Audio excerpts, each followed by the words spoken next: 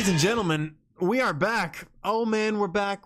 We're doing Spider-Man Homecoming. This is the Infinity Warmup podcast. Probably should have started off with that. I'm one of your hosts, Brill, right here. Big Trey Dog, say hello. Hey, we're cutting it really close, man. Like I don't like maybe we'll get to reviewing Infinity War a week after it comes out. Why do you want to do that? I thought we're going to wait for the movie to release on DVD. Oh, well, in that case, we just have a big ass break. All right, Well, I'll take it. But we're going to fill this break. Don't just take it easy, people. Okay, we're going to fill this break going over the other Marvel movies, even though they're not under the MCU. We all know the past 18 years, there have been like a dozen other Marvel comic movies that we would like to go over. I'd like to do maybe something like Logan, Deadpool. Yeah, I'm saying. And this is actually a good bridge because Spider-Man isn't actually Marvel Studios property. It has been owned by Sony for the longest of times now. Are you familiar with any studio rights and who has access to what character? Okay, Spider-Man, Sony, right? We just went over that. I thought we talked before about Hulk and Namor being under Universal Studios. Yeah, or Paramount. I forget which one. But yeah, they're on loan from Paramount. And everybody else is whatever, MCU. I don't know. And Fox has access to all the X-Men characters. Anything that says mutant, and that includes cosmic X-Men, like there'll never be a Starjammers movie.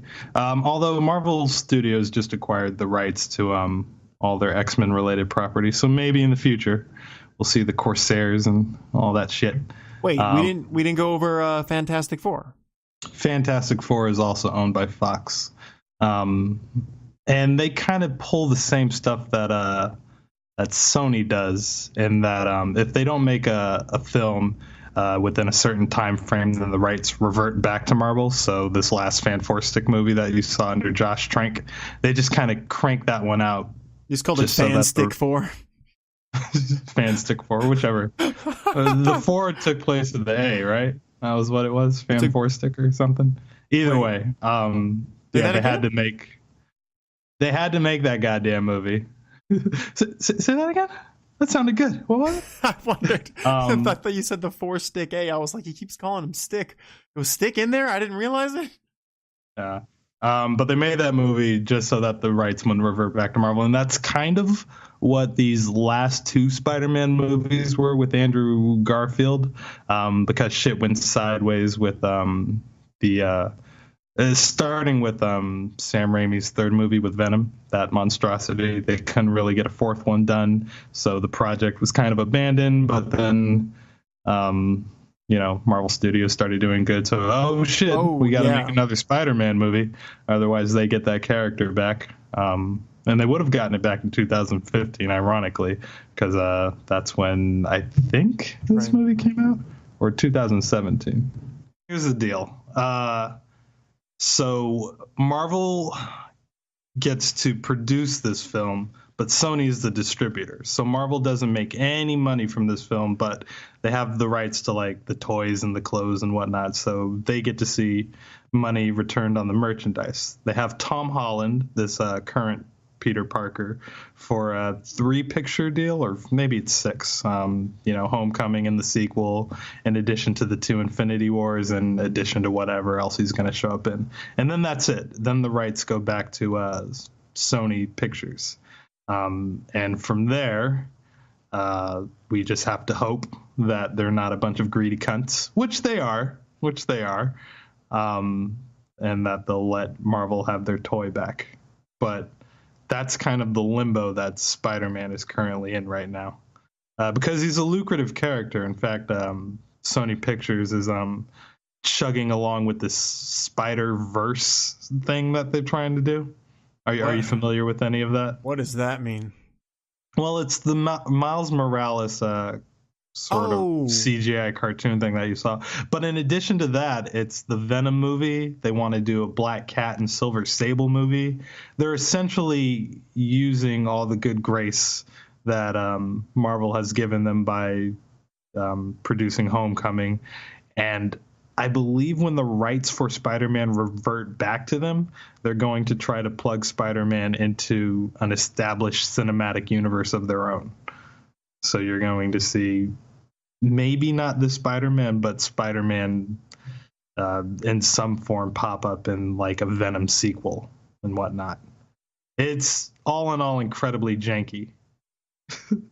I hate it. I genuinely hate that they're doing it that way. Yeah, I mean, you and me both, dude. I'm kind of sick of the whole like the separation of, you know, them using the character like Quicksilver two different ways, because it wasn't even like one of them was super awesome, the other one was kind of awesome in his own way. The one from the MCU just sucked. The dude who's super fast got shot to death by bullets. Like, it's like it doesn't even make sense. They definitely got painted into a corner because the X-Men's Quicksilver was a lot of bit better. But yeah, it's and I know that we talked a little bit before about how we try to be anti-monopoly, you know, because it's bad that Disney runs the world. You know, it's not a good look. But at the same time, give Marvel all their toys. So before we dive into this film, you probably know a little bit more about the cartoons than I do, but I'm pretty steeped in comic book lore. But probably our shared venture is the initial Spider-Man movies that came out under Sam Raimi in 2001 or 2002, probably our freshman year in high school. I think it was 2002. Our freshman year in high school was X-Men 1. That was like the first movie it wasn't the first movie. For me, it seemed like when X-Men came out, it was 2000. It seemed like the first movie, like for a long time, that was Marvel to come up. But that's because I wasn't aware of Blade for whatever reason. Because I know Blade came out like 4 years before that. So I'm thinking like X-Men was the first movie to start this whole lineup of kick-ass, you know, even if they didn't do so well, but they're still kick-ass movies. I still like them, even though I hate them. When you were 14 years old and that movie came out, because we're the same age, like you were super excited they made an X-Men movie.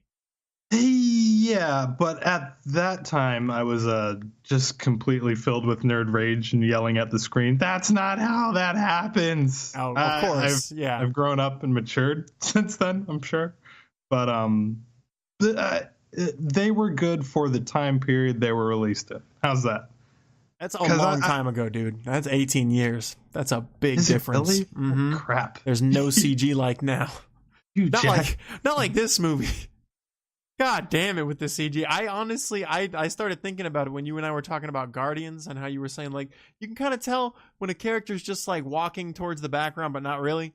Like, they're not really moving. Like, Spider-Man did that in that vault, just skipping ahead a little bit when he got trapped inside. I forgot what it was called. The damage control storage control. Yeah. Right. Like he started walking and it was just like, where is he? Like, oh, I feel like he walked like 6 inches, but he made it look like it was this big, like, I don't know if you noticed, that was completely CG.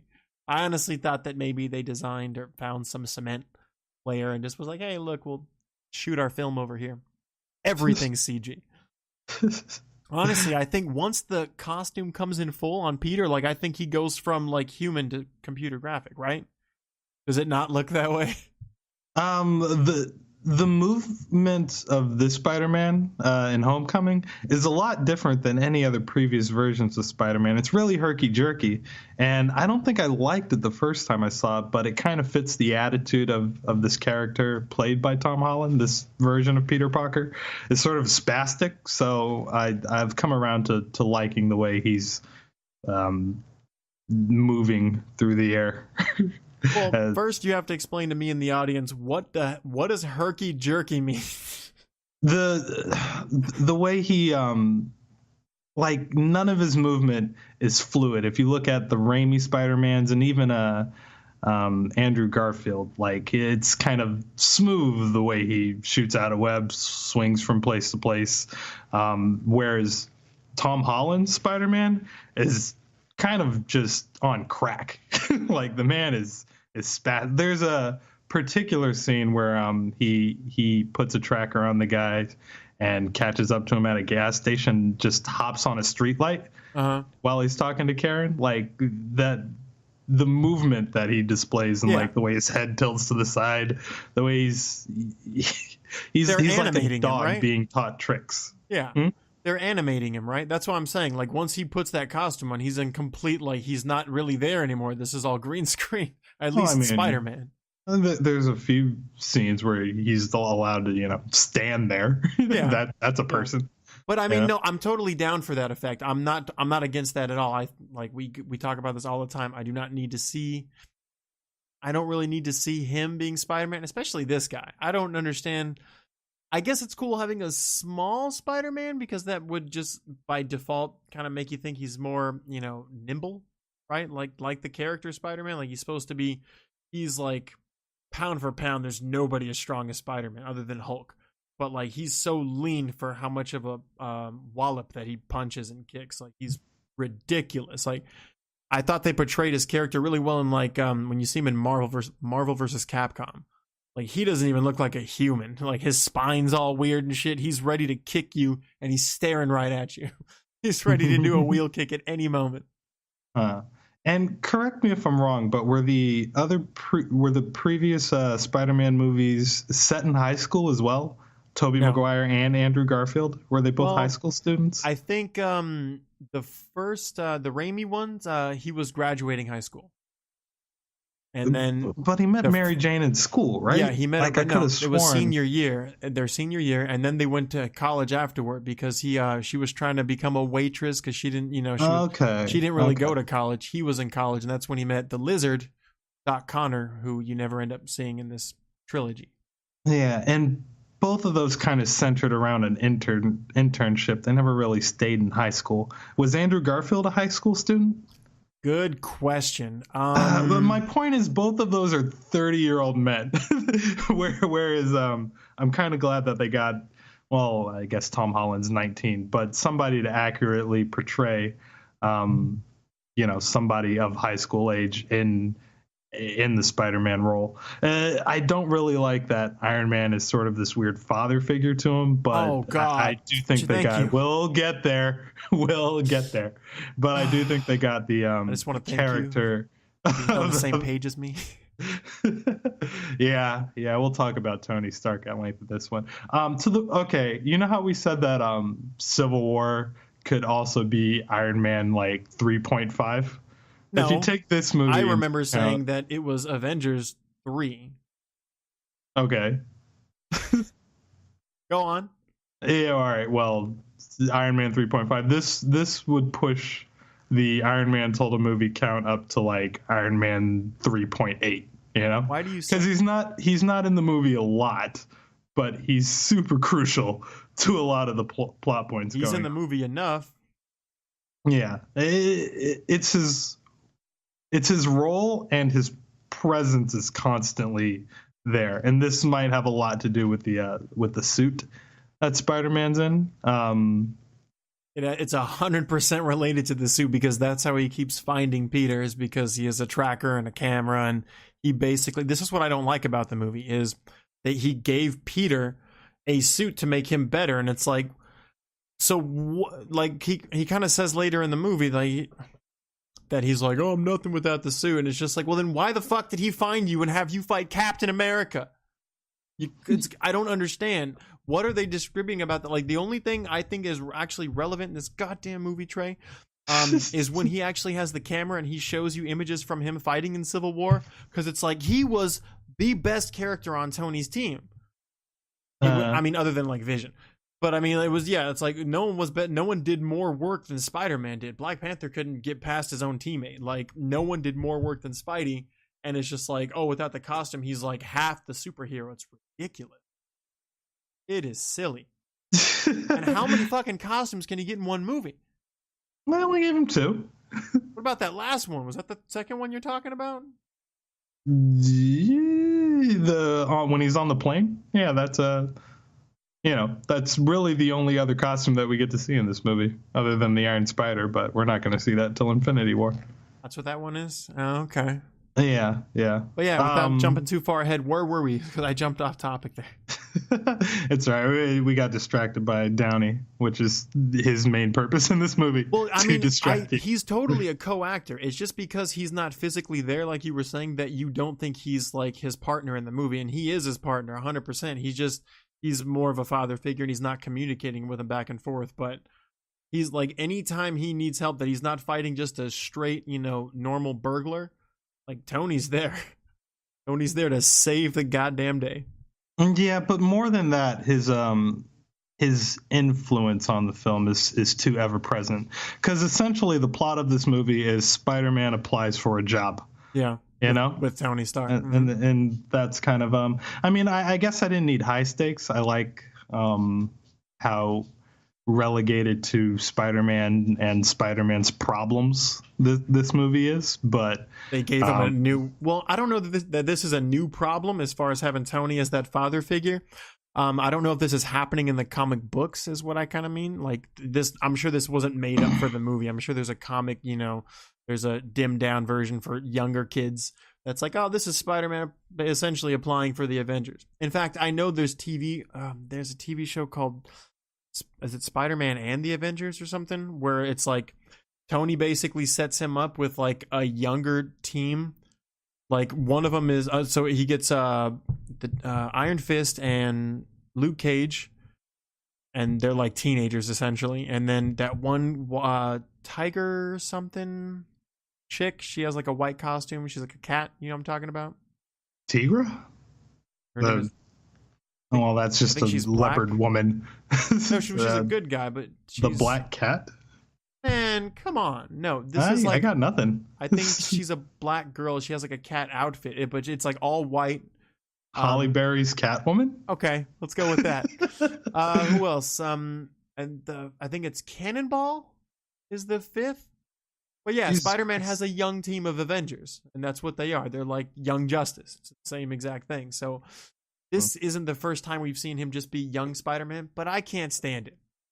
Because I don't care. How young are they going to make him? Where are they going to draw the line? At what point should I care what high school is like? So you didn't like, man, we're diving right into this. Well, okay, here's the thing. Check it out. You went over this earlier, and I want to elaborate so people know where I'm coming from. So you come from more of a comic book background. I have read I've read a few hundred comics, but like all like different kinds of comics, and it wasn't all the same storyline. I actually own like hard copies, like 200. The rest are digital. My point is, I watched the cartoons a bunch of times, and that was more what got me into it as a kid anyway. And cartoons came on, networks that I owned, and I didn't own money for comic books. So therefore, I watched the comics. Here's the thing. The 90s comics, the cartoons, which is the ones that I watched most, X-Men, Spider-Man, they drew this massive chests for all the characters, like all the men. I don't know if you know. Yeah, Peter, they were really boxy. High school, he and if you actually look at how big he is, like as a high school student, you were saying these characters are 30, Tobey Maguire and whatnot. So he doesn't really look 30, but he's a small 30. This Peter is gigantic. So is Batman. Batman and Bruce Wayne look the same size. All the dudes in the 90s series are like just that massive. Only Bane is bigger than everyone else. And maybe they are. And it comes from Rob well, I don't know the penciler for the cartoons, but Rob Liefeld in the comics is was prominent in the 90s, and he always draws everybody jacked, just super cretined out. So yeah, this is before we had and detail nowadays is still kind of weird. Like if the artwork is too weird and goofy for like I can't follow it. Like they no one looks remotely human.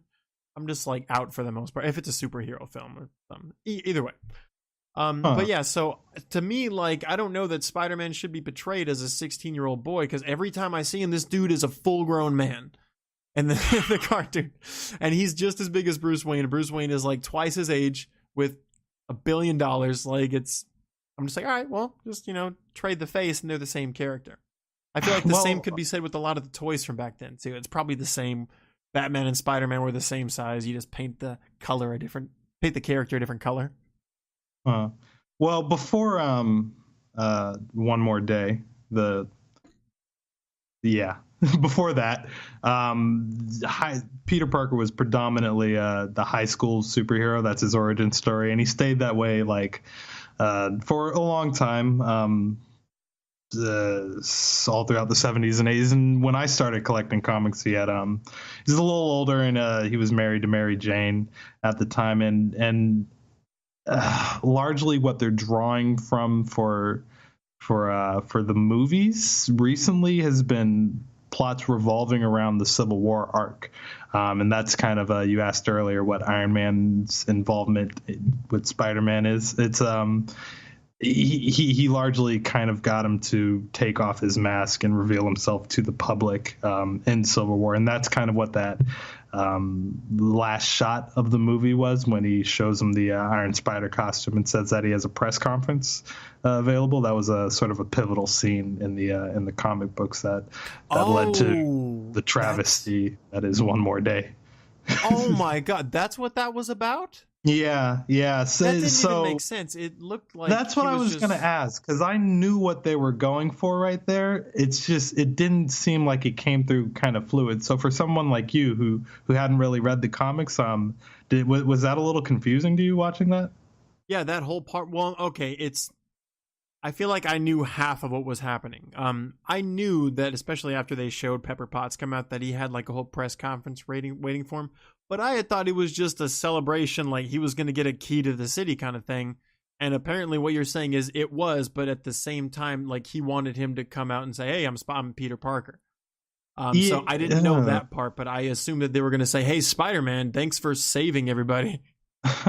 Well, the movie doesn't make it clear if he wants Peter Parker to come out and reveal himself, or just put on the Iron Spider-Man costume and like go out there and prance, do a pirouette and say, hi, I'm the newest Avenger. But in the comic books, after Captain America says, no, I don't want any part of the Superhuman Registration Act, Iron Man is kind of like just sort of backed to a corner.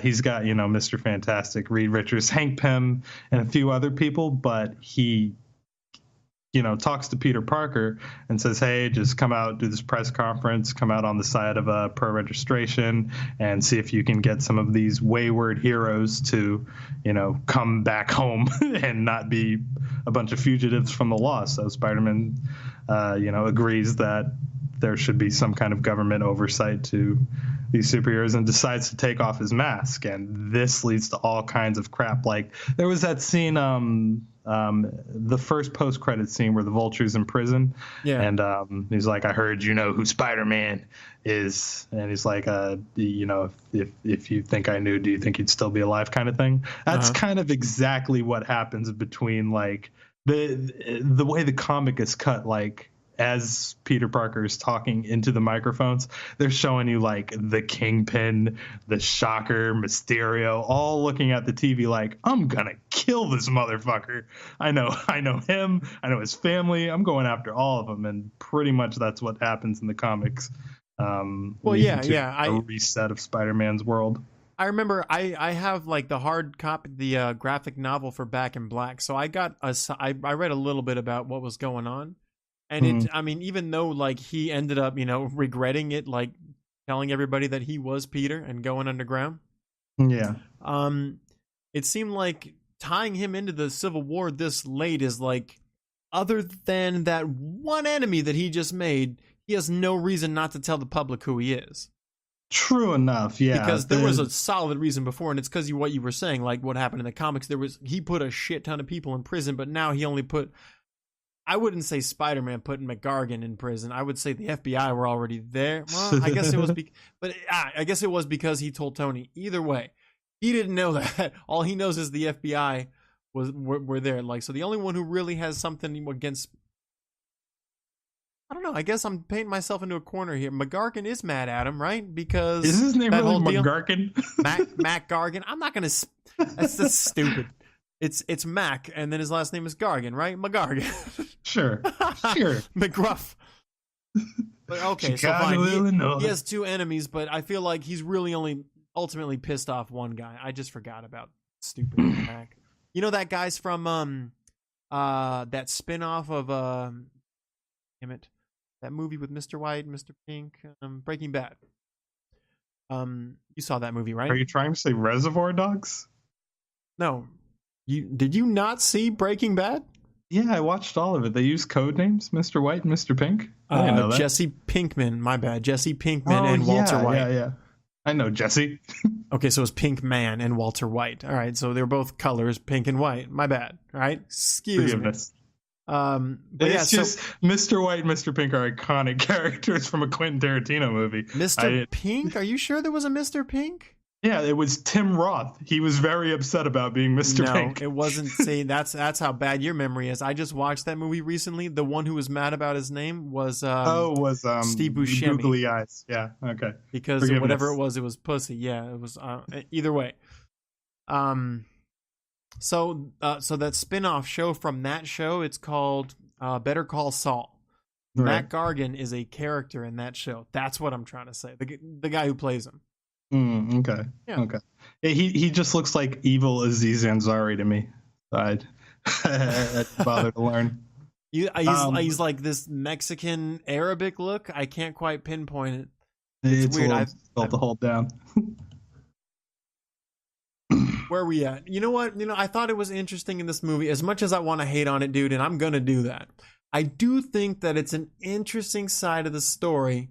Like, because like this whole movie, like, there's a couple things going on in this movie. One is they're showing some aftermath from like what happens after the Avengers just break cities. It's like, like this guy, whatever his name is, Michael Keaton's character. Yeah, and other than the Defenders, you don't really get a look at this side of it too much. Right, and I mean, I don't know how important it is, but it definitely is interesting because it's just like, he just comes in like, oh, we want to clean this shit up. We're getting paid to do this. And it's just like, nah, fuck that. You and your dreams are done. And then he just instantly goes bad guy. Yeah, that was a really quick origin story. It was very efficient. Stupid bad guy too, because Trey, like, if you're mad about someone for stealing, what you were going to get paid for, why would you make it your business to go back and get everything that you were going to get originally? Like, it's obvious who the villain is here. Remember that guy we screwed over and took all this from? Guess who's taking it back, baby? It could have been any number of people that Stark has pissed off. Once again, Iron Man is the reason behind villainy. This is like his 5th movie now. Ultron, my fault. Well, okay, hold on. Like, as far that may be the first MCU movie, but as far as time, like the timeline goes, that's not the first hero, man. Captain America. And we're going to find out later that Miss Marvel, I think, is taking place in like the 80s or early 90s. Yeah. When was Iron Man 1? That's like 2000 something, right? The first Iron Man, 2008. Yeah.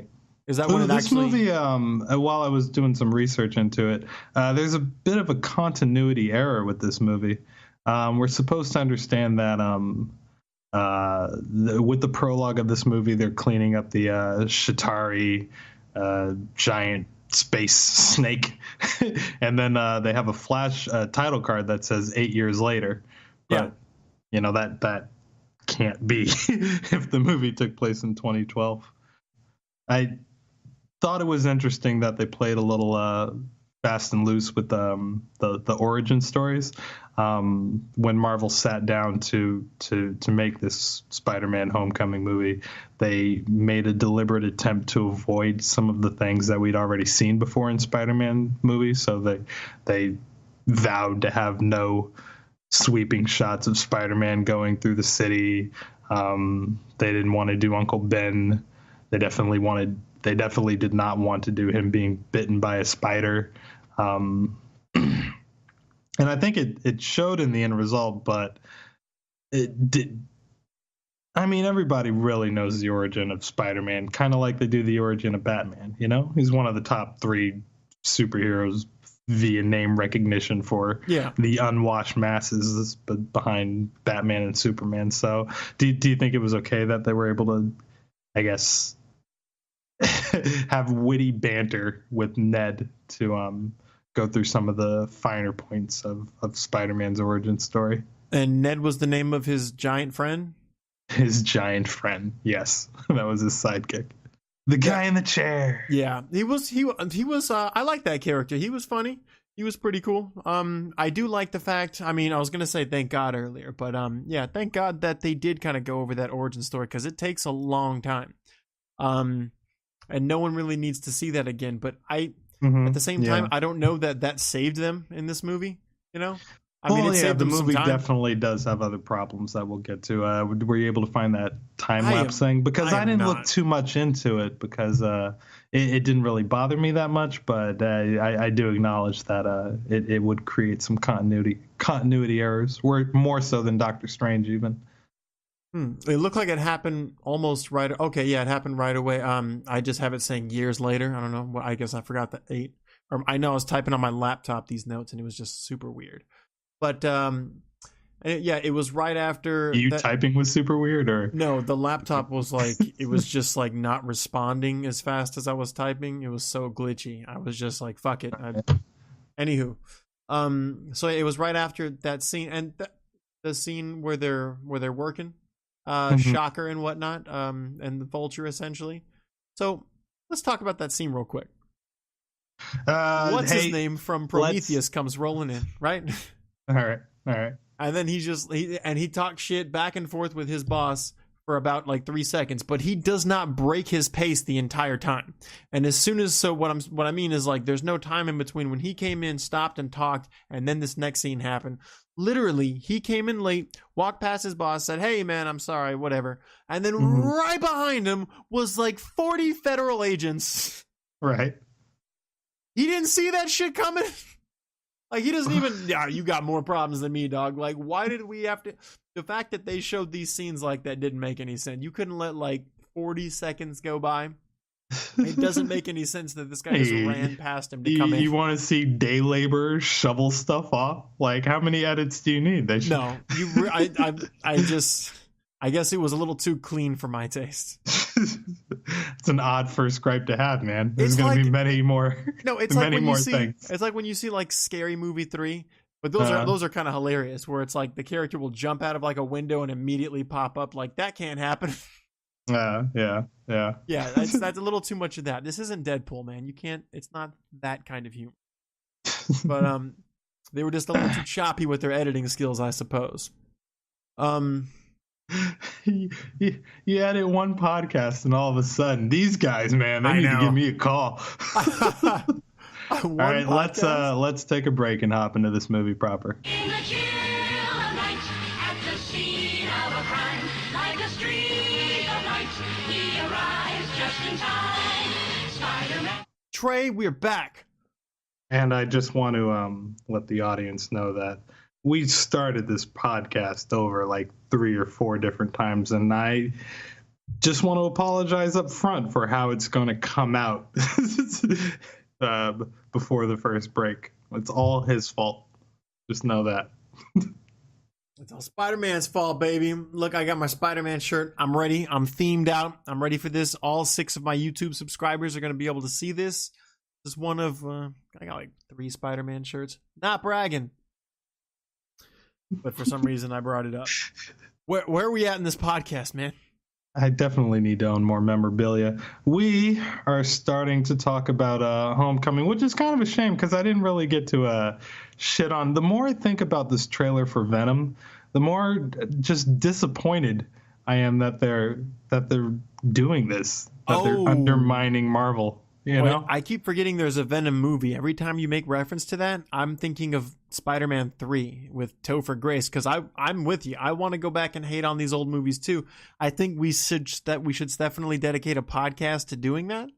But for the moment, yeah, what the fuck is up with putting Topher Grace as Eddie Brock, this dude who's a bodybuilder who becomes gianter every time he puts on the costume? Like, that's one thing I loved about Venom in the comics. That dude just grew and grew. It was like when Wolverine lost his adamantium and he started just freaking out. And next thing you know, he couldn't fit in normal clothes. He was like a 5'4" Hulk. By the time Spider-Man 3 was coming around and heading into production, a bunch of studio executives were getting their greasy little paws all over it and trying to throw in all kinds of input against the better wishes of Sam Raimi. So Sam Raimi offered up the name of Topher Grace in in the Venom role. He didn't even want to have Venom. He just kind of wanted to wrap up the plot that they've been building with James Franco and Norman and Harry Osborn. The suits at Sony wanted to throw Venom in there, so he said, "Yeah, Topher Grace," thinking that would just get dismissed outright. But I guess somebody saw him interview and said, "Perfect, throw Topher Grace in there as Venom."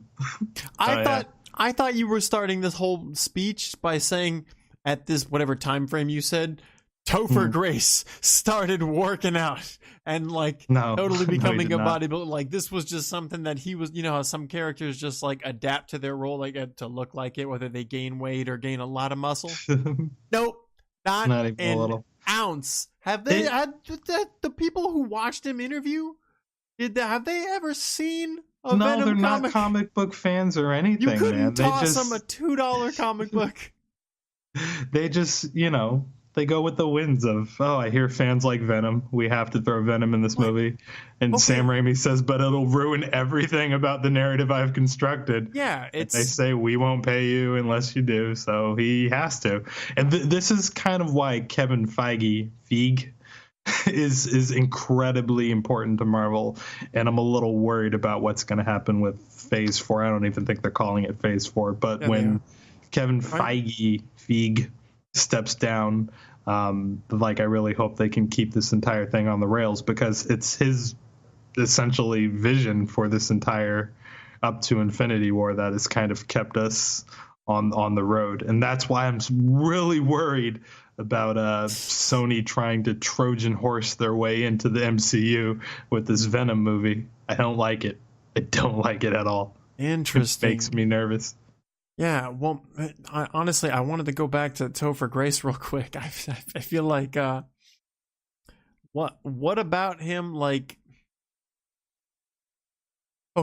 So some people, the people in charge, I'm sorry, I'm not smart enough to know their names, but they were like, look, cast this guy or we won't pay you.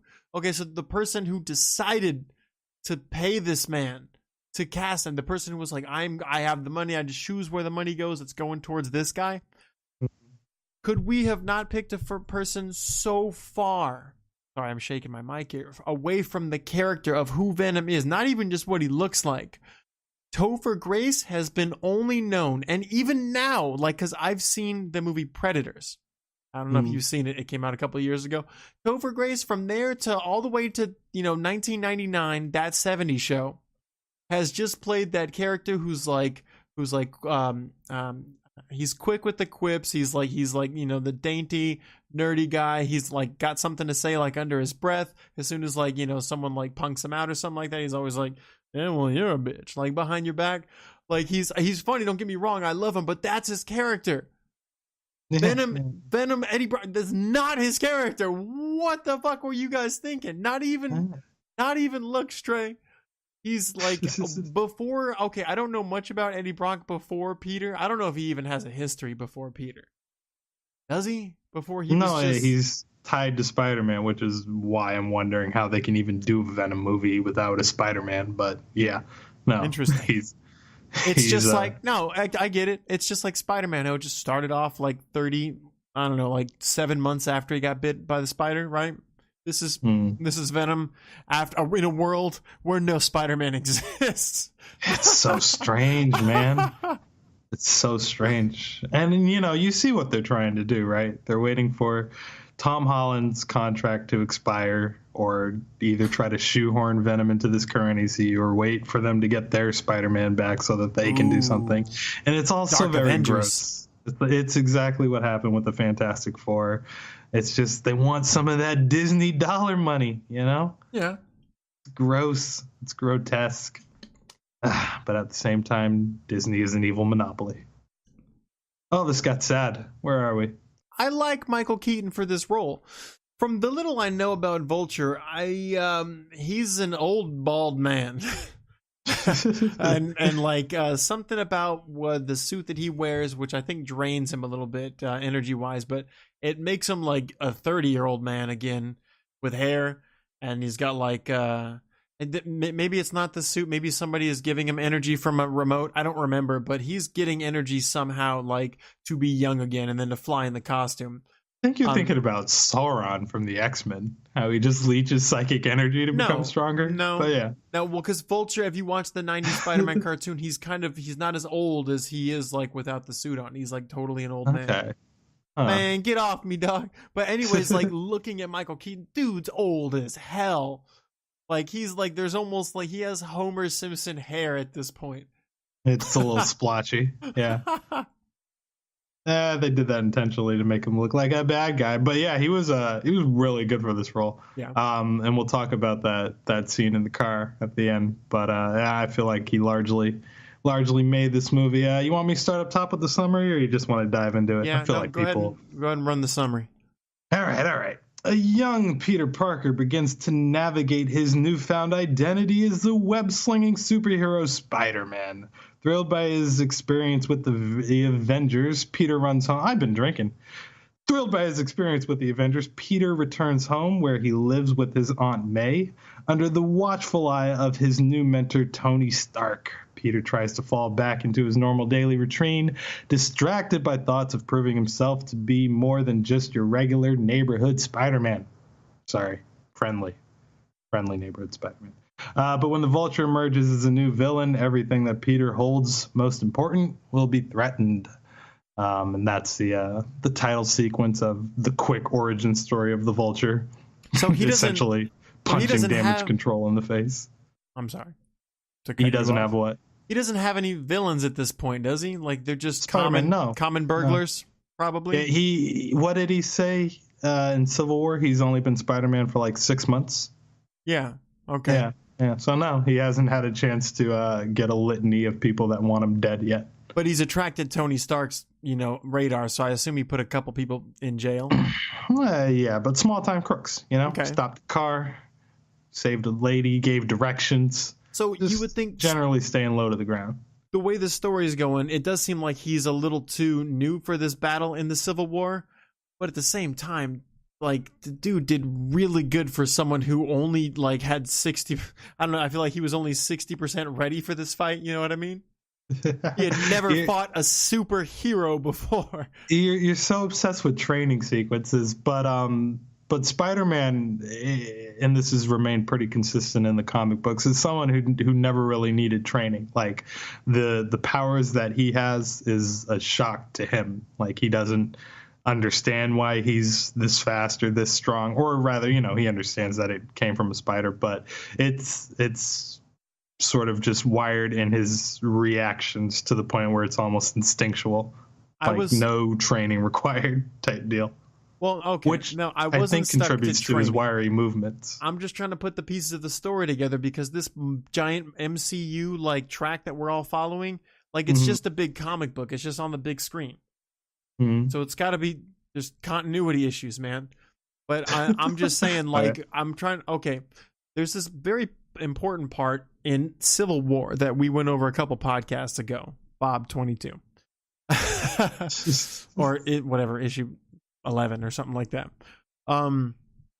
where like after Tony gets like slapped or whatever, like by giant man, like after he basically got taken out by Iron Man and War Machine and Spider-Man, it was like it was very clear that like this dude was good at just being a badass, but he didn't really know much about battle. Like keep your eye on the prize, don't just be celebrating before the battle's over, and that's kind of why he got slapped by a giant man. And then like Childish Gambino tells him, you got to get better at this part of the job. Well, he was talking about interrogation, he's got to get better at everything. So kind of like in line with what you were saying, he's so good in certain ways he doesn't understand it yet. So he's Captain America right after he got out of the chamber, and he's just like, all right, I guess I'm just a good guy, or whatever. But I'm super. Yeah, but he did so good in that fight. It kind of shows me that like he's gonna be badass, but I'm trying to gauge what he's done beforehand, like what he did to get Tony's attention to throw him on this fight, because otherwise that's very terrible for him to just be like, hey, we need some people to fight Captain America, his friend who's also superpowered. He knew the team that he had, coming up against the side of Shield, right? And he knew that was a dangerous team to fight. And he recruited Spider-Man. So, you know what I mean? I don't think that Tony just got him by mistake. He probably saw him do some cool ass shit. Yeah, on YouTube. Oh, that's right. Yeah, he was on YouTube. Stopped the bus with his bare hands. All that jazz. So, and you get to see it from Spider-Man's perspective in the beginning of the movie as he's documenting against the wishes of Happy Hogan his exploits during Civil War, and it's a good introduction to the character of we get a motor mouth Spider-Man, something that Tobey Maguire's Spider-Man really wasn't adept at, and I didn't like the way that Andrew Garfield employed shit talk. So this was kind of right up my alley as far as how Spider-Man should behave. You're right. Yeah, Toby was a very serious Spider-Man, wasn't he? Yeah, and even when he was in the mask, they didn't have him constantly never shutting up like Tom Holland is. Holland is constantly on. We have to kind of like gauge like what level of motor mouth he is. Like, he's not Deadpool, but I mean, he like is a shit talk during battle, but like so is Tony Stark. In fact, like when Tony catches up to Hawkeye and what's her name, Scarlet Witch, like the first thing he's doing is talking to Clint about retirement. Like, he's just cracking jokes with him. It's just like, that's what it's like, he's not here to be like, stop now. Like, he's literally cracks jokes with him at first. That's why I find it so weird that like, they kept saying like Spider-Man, people don't talk this much in battle. It's like, what do you mean? Like, everyone is talking. The majority of the MCU roster is kind of constantly jabbering, but it's to the point where it does kind of take away from the uniqueness of Peter Parker in that regard. But in this movie, it definitely served the character to have him behave this way, as opposed to Andrew Garfield sort of being a douchebag all throughout the Amazing Spider-Man, like in his enhanced interrogation mode of Childish Gambino. It played out a lot differently than the interrogation of random baddie in the Amazing Spider-Man. And so what, you think Andrew Garfield just overdid it? He's just a cunt. He's sort of just an asshole, whereas Tom Holland is in try-hard mode. We're going to have to take another short break real quick. Life is a great big bang. Wherever there's a hang, you'll find a Spider-Man. Let's talk some shit, all right? What the fuck is up with Flash in this movie? Do you want to get right to Flash, or do you want to talk about it's like 7 minutes in the movie. Yeah, but we don't even get to see Flash until we get to all manner of high school montage. First, we get to see Tony Stark in the car. Mm-hmm. Yeah, as he's got the saying, "Stay low to the ground. Don't do anything I would do. Don't do anything I wouldn't do." All that jazz. Now, it's not Tony Stark's movie, but his influence in it, the fact that the plot entirely revolves around the Stark internship, kind of I'm not sure if Marvel was worried that seeing Spider-Man, a different person play Spider-Man for like the third time in 2 decades, would be off-putting to a lot of people, or that maybe a lot of people wouldn't come out to see it. But even in the trailers for it, this was largely advertised as a team-up film. And while Robert Downey Jr. doesn't get a lot of screen time, this is a lot of his movie.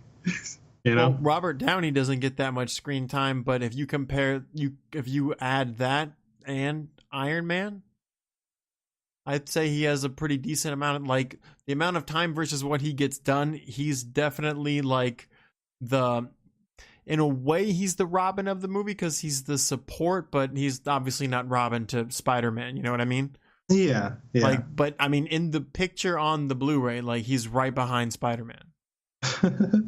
Yeah, and I'm not necessarily upset with how they used him. Like I said, I do want more more team ups in this, but I think it made the plot of the movie kind of dull, because this came out after cat. This came out after Cat made it to the podcast. This came out after Logan and Wonder Woman, Kat. And I didn't really shut up.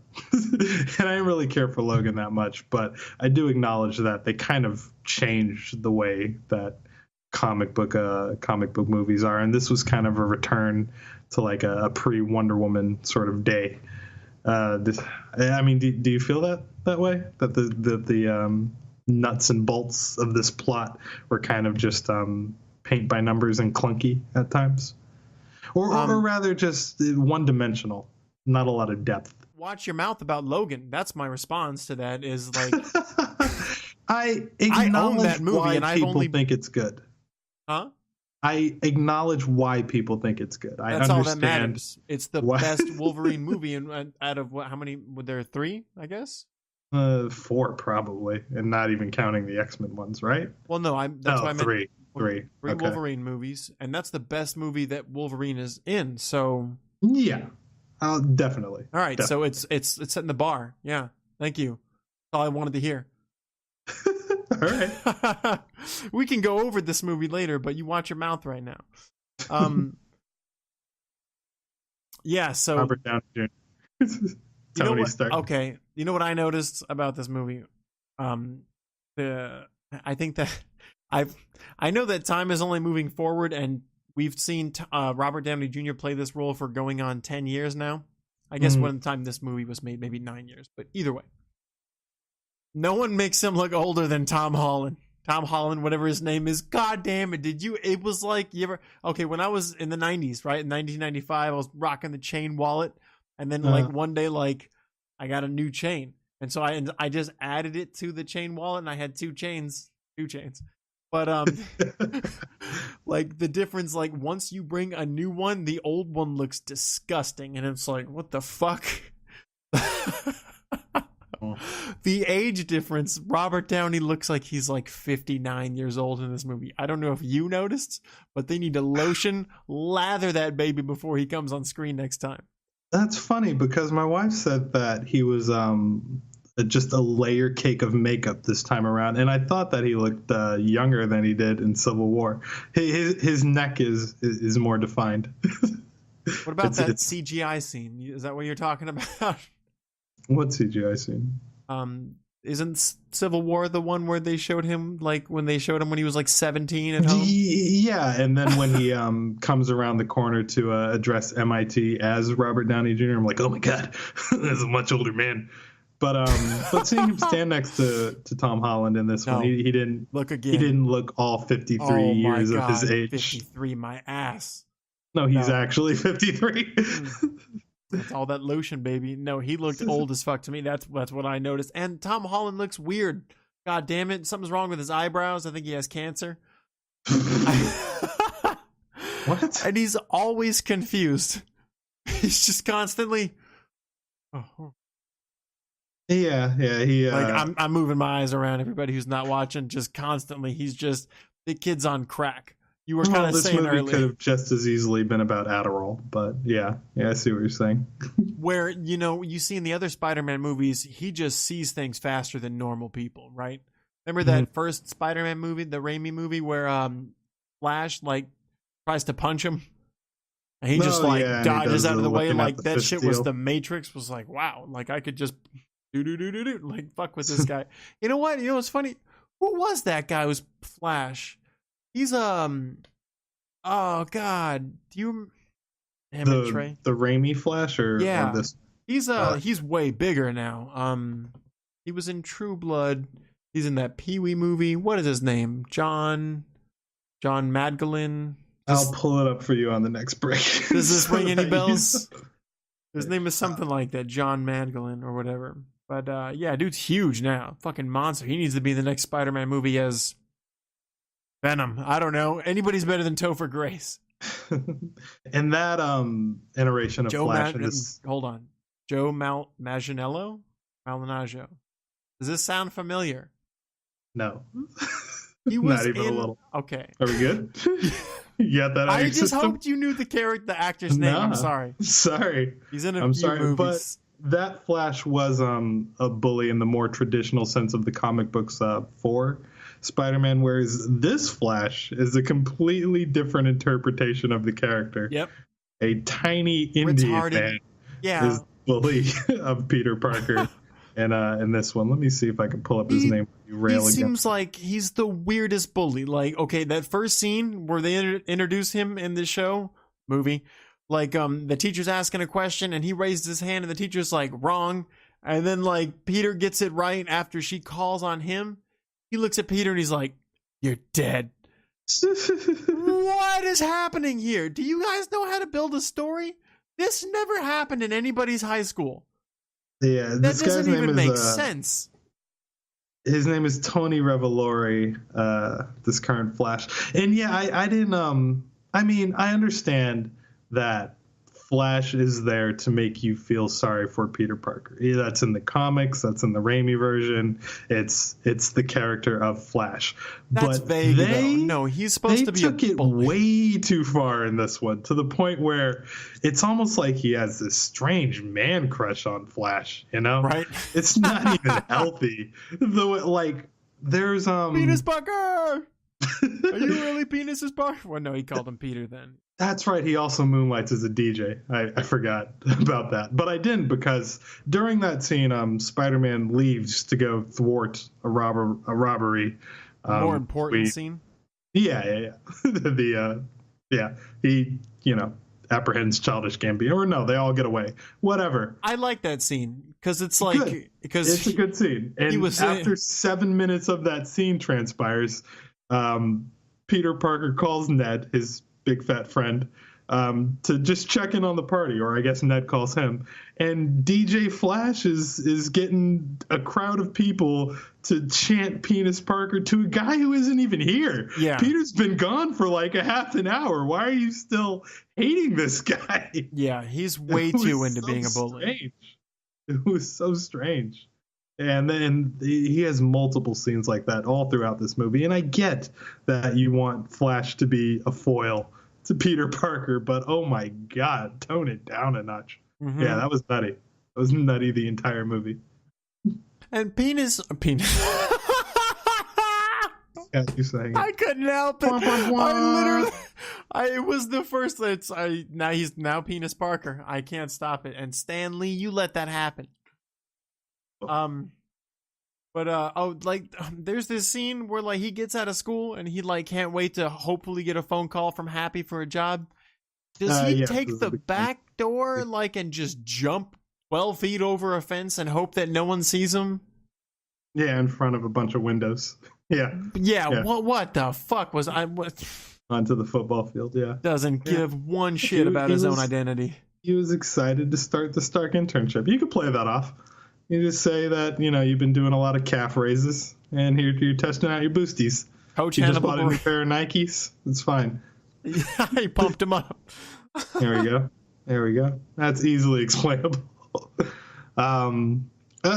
So instead, what's his name? The director of this movie, John Watts, took the initial sequence of him going about town, stopping crimes and whatnot, as an opportunity to play it for a high comedy, like most of the MCU movies do. But in previous iterations of it, it's they got the music swelling, it's in slow motion as he's doing all manner of acrobatics. But this time around, he's kind of just chilling on a train and texting, helping a lady with directions, apprehending the wrong suspect. That's our Stan Lee cameo right out of the gate. Which another scene that, like, what time frame are we pulling this dialogue from that it makes sense anywhere? It's like Stan Lee's line. He just says, "Don't make me come down there." And then he sees like some lady across the street and he goes, "Marjorie, how you doing? How's your mother?" And it's just like, who talks like that? Like, you just two questions right away. Like, it seems like New which Yorkers, one? Man, they get to the point. Is No, okay. You're right. That's thoroughly New York. Okay, I don't know if you're right, but I'm more than likely wrong, and because I have no idea. I've never been there, but I suppose you have a point. It just seemed like no one else was talking that way in the movie. Pardon me. Except for when Peter Parker does Batman voice, and he sounds like Rocky Marciano. When he's yelling at Flash trying to get his car. Yeah. Well, I think he used it several times too. Like when the elevator collapsed, he's like, "Is everybody okay in here? Everybody okay?" Yeah. I was thinking Rocky Balboa. Yeah, that's what did I say? Marciano, You the said former Marciano. heavyweight champion of the world. My fault. Oh man, yeah. Okay, so what's Mr. Delmar being an asshole to Peter for? He's a loyal customer. Like, he says, "Hey, Peter, how you doing?" And then he starts speaking Italian. He's just like, "Man, his mom is a hot tamale." And then Peter's like, "I know what you're saying, like, in Italian." And he's like, "Now I'm charging you double the price." It's like, what is happening here? What is this? What New York is like? Yeah, that is exactly what New York is like. Oh, God, it's giving me such a promise. headache. But it's weird because, like, all the other Marvel movies take place in New York. Oh, God, no one makes it sound so stupid. But it's this dialogue is specific to this fucking movie, and I get it's director's choice or whoever the writer was, but Jesus, it's totally turning me off. I had no real problem with. New York is a weird combination of friendly and rude in the same sentence. Like that has an accurate portrayal of a New Yorker. It was okay. He's friendly. He's rude. Like that. That's not. I wouldn't say friendly and rude. Hey, he said, "Stay in school, kid. Otherwise, you'll end up like me." Peter Parker counter with best sandwich shop in Queens. I suppose that's friendly, but after he's making these comments about his mom, like you don't do that shit in front of somebody like that. It's fun. Okay, cool. We could talk about Adrienne Tomei, who plays Aunt May in this, and they decided to go with a young Aunt May, which, weird, but they decided to call crazy amounts of attention to it.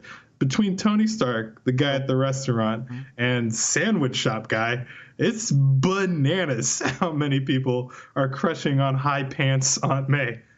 Yeah, and I mean, isn't she just like hot for like a 55-year-old? I mean, yeah, which is why all the attention drawn to it was, I wouldn't say off-putting. It was just prevalent throughout the proceeding. I totally feel the same way. I think she was hot way back when she was in Anger Management. I think she was naked actually inside The Wrestler with Mickey Rourke. Good eye, Brian. Good eye. You and everyone who listens to this, go watch The Wrestler. It's okay. Mickey Rourke, yeah. Actually, yeah, I hear it's a good movie, and I should probably watch that. But in this movie, she's hot for, being someone's grandmother. But, like, okay, now that we're skipping to her, what the fuck is she doing? Like, Peter comes home as Spider-Man, and then his friend finds out that Peter is Spider-Man, right? And then, like, he drops the Death Star and makes a big old crash sound. His aunt hears the sound, asks, "What's going on?" He says, "Nothing, I just dropped something." And she comes barging through the door on her son in his boxers. Yo, bitch, can you get a little bit of privacy for your 15-year-old nephew? You just come barging through the door when it's shut? What is the matter with you? You don't even knock? These sounds like your own frustrations from growing up with way too many brothers. I mean, yeah. No, Trey. I have one friend. One of my coolest friends who I can walk into his house without knocking. I'd never walk into your house, Trey, without knocking. Yeah. Well, I mean, they play for the joke of put on some clothes. Yeah. She's played as like a weird sort of like kindly airhead type of person, Well, she wins me over in like the next scene where they're at the restaurant. Like, she's hilarious with the LARB jokes. I don't really know what LARB is. But it was like, she's just like, "You don't larb me anymore? How many larbs do I got to larb before you larb? Is it not larby enough? Too larby?" Like, I don't know. That made me giggle. You're a fan of puns? Sure. Okay. She's sweet and nurturing. Okay with it. But yeah, it's just the amount of people that had to comment on her appearance. It was It was strange. Like she wasn't even in frame with half of them, you know? Yeah, well, plus it drags away from the story about Peter Parker and Spider-Man. Who gives like, I mean, like like she is a support character for him. She's not supposed to draw other characters in. Well, she doesn't get to have friends, Trey. The biggest departure from anything Spider-Man is Spider-Man in high school. How do you feel about every single, what is he, in Midtown High School? Midtown High School. He's How a do sophomore. we feel about He's 15. He's way too young. Ned, MJ, Liz? Who do you want to start on first? The supporting cast. Of the supporting cast, I like the Chinese guy who plays chess. The guy who's in the happy scene in the bathroom where he comes out and watches. One? That's the same kid. Okay. We had to go back and check. Yeah. He's funny in the bathroom scene. The other scene, I'm not a fan of that scene. Like you see somebody pressed up against the wall, like knocking on the door saying, "What are you doing?" I mean, what are you doing? I don't know. It seems a little too obvious. The bathroom scene was okay. Ned was all startled. Yeah, nothing. It's going. It's fine. But you want to, the only thing I have to say about the characters, let's start with Liz. Let's start with how much do I have to say about it? I don't care because I feel like I'm not supposed to invest any effort into a character that young and like underage. It just feels weird to me, and I feel like a rapist. Not a rapist, part of the major twist with Toombs, though. And I love that they didn't draw any attention to the interracial couple aspect of it, and that really helps sell the idea. Like, did you know that when you saw it in the theater for the first time, did you know that twist was coming? That he was her father? Mm-hmm. No, did not know that. See, and as for the character of Liz herself, yeah, she's largely just support, and I don't think she's been in any of the Spider-Man comics, but I'd have to check back. But I assume that since Marvel has Spider-Man for a while, that they would go with the Mary Jane. Well, who does he? I mean, he has what? Felicia Hardy, Mary Jane, Gwen Stacy. Is Michelle Jones a new made up one? Because I've never heard of Michelle Jones. Yeah, they're trying to say that she was Mary Jane, or rather, they just threw in the MJ reference at the end of the movie. I don't know if what is going to come of that. Honestly, I don't think she likes people, so that's just a weird character. Okay, she's one character that definitely that I wanted to kind of talk about.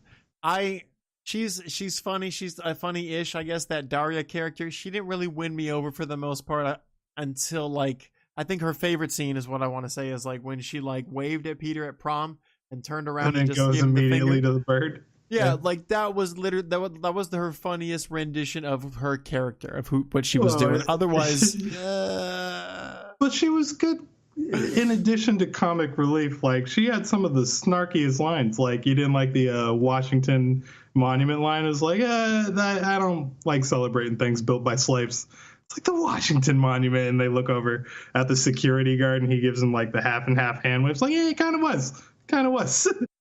Moving right along. That's right. The character of Ned is I don't think is represented in comic books, but as the guy in the chair, this is something that previous Tobey Maguire and Andrew Garfield didn't have. They didn't have any kind of AI propelling the plot forward, and this was we didn't really talk about it in regards to Tony Stark, but a lot of his contribution in the film is that this is sort of like Iron Man Jr. as opposed to Spider-Man that we're watching on the screen, with the suit's AI Karen sort of directing where Spider-Man is going. Like he's not really in investigation mode. Like, how do you feel about Spider-Man having a tracker, having like the ability to hear people from way far away, see through walls and whatnot? 700 different kinds of web shooters. Like, did you feel like you were watching another version of Iron Man? I was thinking it was I suppose Iron Man, but I was thinking closer to Batman. That's a lot of. I've played a few Batman games and detective mode and all that shit. Like that's. I don't know that Iron Man's that good, but Yeah. I mean, I suppose he is. My point is, no, it was a little too Batman Beyond-ish for me. I loved the Batman cartoons going back to those 90 cartoons. I've tried to watch like Batman Beyond, and I'm like, he's got this navigator Bruce Wayne like in his ear the whole time. He has this suit with superpowers, so it's like, I don't even remember if that character knew how to fight before that costume. I think maybe he had some training, but he was no Batman. He just put on a costume. No, this bores the shit out of me because they're reducing the character that I come to know and love. I like Spider-Man a lot, and a lot of like people hate on it because, and I've never understood why, and it's because I watched the 90s cartoons and he looked like a grown man. So, and he didn't act like a 15-year-old child. He looked like he kind of acted like any college age person, I suppose. But he was more mature to me for whatever reason. And now that I see him in the movies and what they're doing to him now, they're just like crushing the character's age. Just all right, 15, 14, 13, he got his first pube. Like, come on. This is what's pulling away from the character. But you're also removing his powers. He doesn't have a spider sense, people. What's that shit about? It didn't seem like he had one in the movie. And as far as redemption goes for giving him his own agency, I figured that when Tony Stark took away his suit, that would be his, chance to sort of go into, like you said, Bruce Wayne mode and sort of figure out the rest of the plot of the movie from there. But no, I mean, granted, what they do use Ned for is a callback to the guy in the chair joke. But all throughout this movie, Spider-Man needed all manner of help getting to where he was going. And I'm not sure if that's a betrayal of the character, but it is different from previous iterations of him. It makes sense, though. I mean, like, I'm just saying I don't like it. Like, it makes sense because where they plug the story is he's a 15-year-old kid. So even though he's smart, I mean, he's like trying to do some espionage, like recon shit sometime. Like, you gotta get better at this part of the job. that one time, like he tried to like climb the Washington Monument and like swing around and bust through shit. Like so you're saying he needed all that help because his brain was only so developed. Like, he's smart, but 15. You truly have no faith in children, do you? You remember what you were like when you were 15?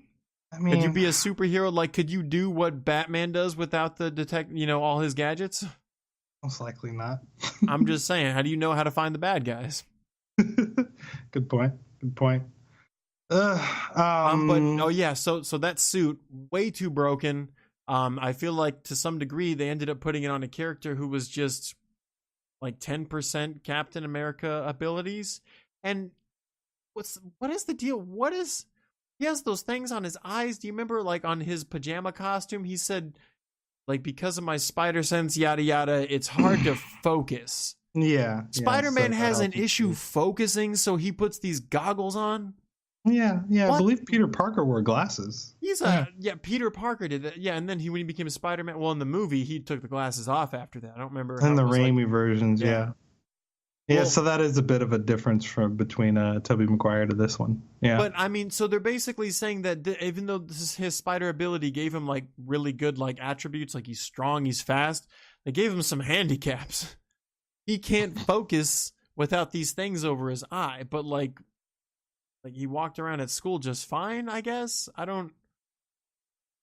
Why'd they bring it up if it's not going to make any sense and they're not going to elaborate on it? I think I was telling you last time that it's probably just, hyper awareness to the point where like it just seems like he's on Adderall constantly, I don't think it's that much of a hindrance. All the time, it's just, or does it just help him to be super in battle? It's like he needs his cape to fly. No, just to focus on. It's like putting blinders on a horse. Does it make him better, or does it remove his handicap? Is my question. It makes him better. It allows him to focus. Blinders on a horse. I do like how they got around in other Spider-Man movies, they would take the mask off a lot to have the character emote. So in like the Raimi's one, his face mask was constantly getting blown up. He was constantly ripping it off to talk to people, all that jazz. And it's, annoying in live action, especially how many times Tony Stark, hits the button on his face mask and I'm Robert Downey Jr. now. And they have to have that scene. But I commend Tom Holland for, especially all throughout that scene when he's stuck in the damage control vault. He keeps his mask on the entire time. And all 8 minutes of it? All 8 minutes of it. But what helps a lot with it is how expressive his eyes are. And that's because of the Tony Stark suit, yes. But it's something that that they wouldn't have been able to do with the character otherwise. So I will give the suit that kind of credit. But yeah, it helped a lot with okay, so he was in that vault, and before he realized that there was a bomb in there with him, like he had basically come to terms with he's going to be there all night. She said that most likely someone's going to come in the morning, and they left for tonight. So odds are, with this building is operational, 8 hours a day? Like it's going to be a long time. Why not? I don't know, learn your suit. You just remove the training wheels protocol and you're fucking bugged out by what it knows versus what you know. Yeah, they did a whole training montage. No, what did they do? They said he did 8 minutes Karen, of training. Since I'm stuck in here, 8 minutes of training. Figure out what the suit does. Web grenade. Okay. All that shit. He was jumping rope. And did he completely learn the suit? You would say in those 8 minutes, dude. He was in the hammock. He said, "How long we been here?" And she said, 8 minutes. You don't do all your training in 8 minutes. This is a suit that had, they said in the movie, over 500 different web options. Combinations. 8 minutes of training, and you clearly after that he didn't know. No, about training. Listen to me, goddammit. Later in this movie, when he gets out of the vault, he goes to the monument, and then he realizes there's a spider camera in his chest, and he goes, "Was that there the whole time?" 8 minutes you were training with this fucking outfit when you realize you had all night of nothing to do. Why didn't you just train? How smart is this kid? I'm not understanding. He's on the mathletes team or whatever it's called. This kid's fucking retarded. Or you're writing him retarded. Dude, this movie sucks. You get so salty with the weirdest things. Tell me but that one tell I'll me give I'm you. off. Yeah, no, that's a problem. That's a problem. He was in there for 37 minutes, and he was not paying attention to the full features of the suit. I will give you that.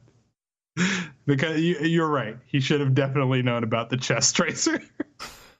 Because he proceeds to use it for the rest of the movie until the suit is taken from him. And that's also when he finds out that he needs a backup chute. So are they just adding this as jokes, but the jokes, you're giving the movie lines and it has to make sense. You didn't pack a backup chute, now you'll probably die from this. You couldn't have told me in the vault, bitch. Yeah, what were you doing? I wonder how much of that is them just trying not to retread old Spider-Man things that happened in the previous 5 movies, making it more of an Iron Man suit allows them to do different things. But if they're going to do that, then I agree they should write the character more capable. I mean, they're playing it so that the audience finds out when he finds out, but you would prefer if your superheroes knew what they were doing all the time. Yeah, well, especially because here's the thing, dude, is Spider-Man is one of the smarter superheroes. He's just young, so it's but I realize that if you compare him with Tony Stark at that age, Tony was at MIT. So I get that there's a lapse there, but Spider-Man makes his own web, he makes his own superheroism. Other than the spider science class. Yeah. I mean, well, not even just in this movie. Spider-Man is pretty smart, and in the cartoon series, dog, he led a big ass team in the Secret Wars on that one planet that Uatu or whatever the Watcher threw him in. Spider-Man led Avengers, Captain America, a whole team to take out Doctor Doom, Red Skull, some of the most wicked villains. Not Thanos level, but Earth villains. Uh-huh. But yeah, Spider-Man's pretty smart. But in this movie, he's making just these terrible mistakes. We already went over one. Another one is he's just holding this glowy thing not even thinking that this could be like uranium or some, he knows it's alien. He's just holding it like you wouldn't hold plutonium. This is from Earth. Where the fuck is this thing from? Space? And they were incredibly cavalier about the way they. And how did he get it out? He just hit it with a hammer. Yeah, and he's like, I mean, come on, man. Like, this movie is describing the Spider-Man that we're gonna have in our universe. I'm not liking him. I don't know what direction they're going in. He's very talented but stupid, apparently. Well, when we do get to summing this movie up, I will say that it's mediocre. But you seem to hate it. Like, worse than Andrew Garfield, would you say? Well, here's the thing: more than the Amazing. There's movies? so much in this movie that drags me back in that I really like. Like, basically, I like any scene where he's in full costume because odds are it's animated. Like, other than scenes where he's just stopping and talking, it's completely like I don't believe that there's not CG like with the whole costume. That's how he does some of this really wicked stuff, like just hop right up on a light pole that's like 30 feet off the ground. That kind of stuff is awesome, but it's stuff like just these random things that pull me from the movie. Like we were talking about just a minute ago, him holding this purple thing that, you couldn't even treat like a bomb before you knew what it was. You knew it was a power source. Like, come on, dude, the Avengers exist. He had to have seen something happen. And when you remember when the aliens came in on Avengers 1, there was no way Peter didn't see something. Come on, man. That some wicked shit's going on, and he's just like this smart science student who's just touching things with his bare hands. No, less. Right? I see your point. I'm picking on him too much. Well, make him older. Come on, man. Like, what are we doing? We're bringing him in to fight the Avengers, and he's not smart enough to know that this could be a bomb or just radiation or whatever the fuck. Maybe they're playing him as an excited teenager, which is his comic book origin that really hasn't been realized on screen in this kind of way. Like, you can see it in his interactions with Happy Hogan, who I'm beginning to loathe. I'm really starting to not like Happy just as a person. I liked him like on Peter's camera. Like, it was funny how like basically every time like he tried to talk to him, like he would be gone or off screen, or like he was an asshole to Peter the whole time. It was hilarious. I thought he was taking his job a little too serious, but that's so funny because I feel like the opposite. Like, I thought him being an asshole to young Peter was funny as hell to me. Like, we have thin walls here.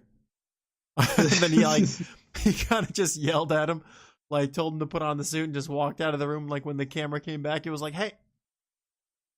Yeah, but it also played into that horror movie cliche of like the cops not trusting the teenagers when there's a killer on the loose kind of thing. That's like true. Whenever somebody's making a frantic 911 call, like, he's in the basement. No, he's not. Stop lying. Do your homework. And then hang up on him. Like, Happy did that at least twice in this film when clearly, like, send the Vision to go check on Peter Parker or something.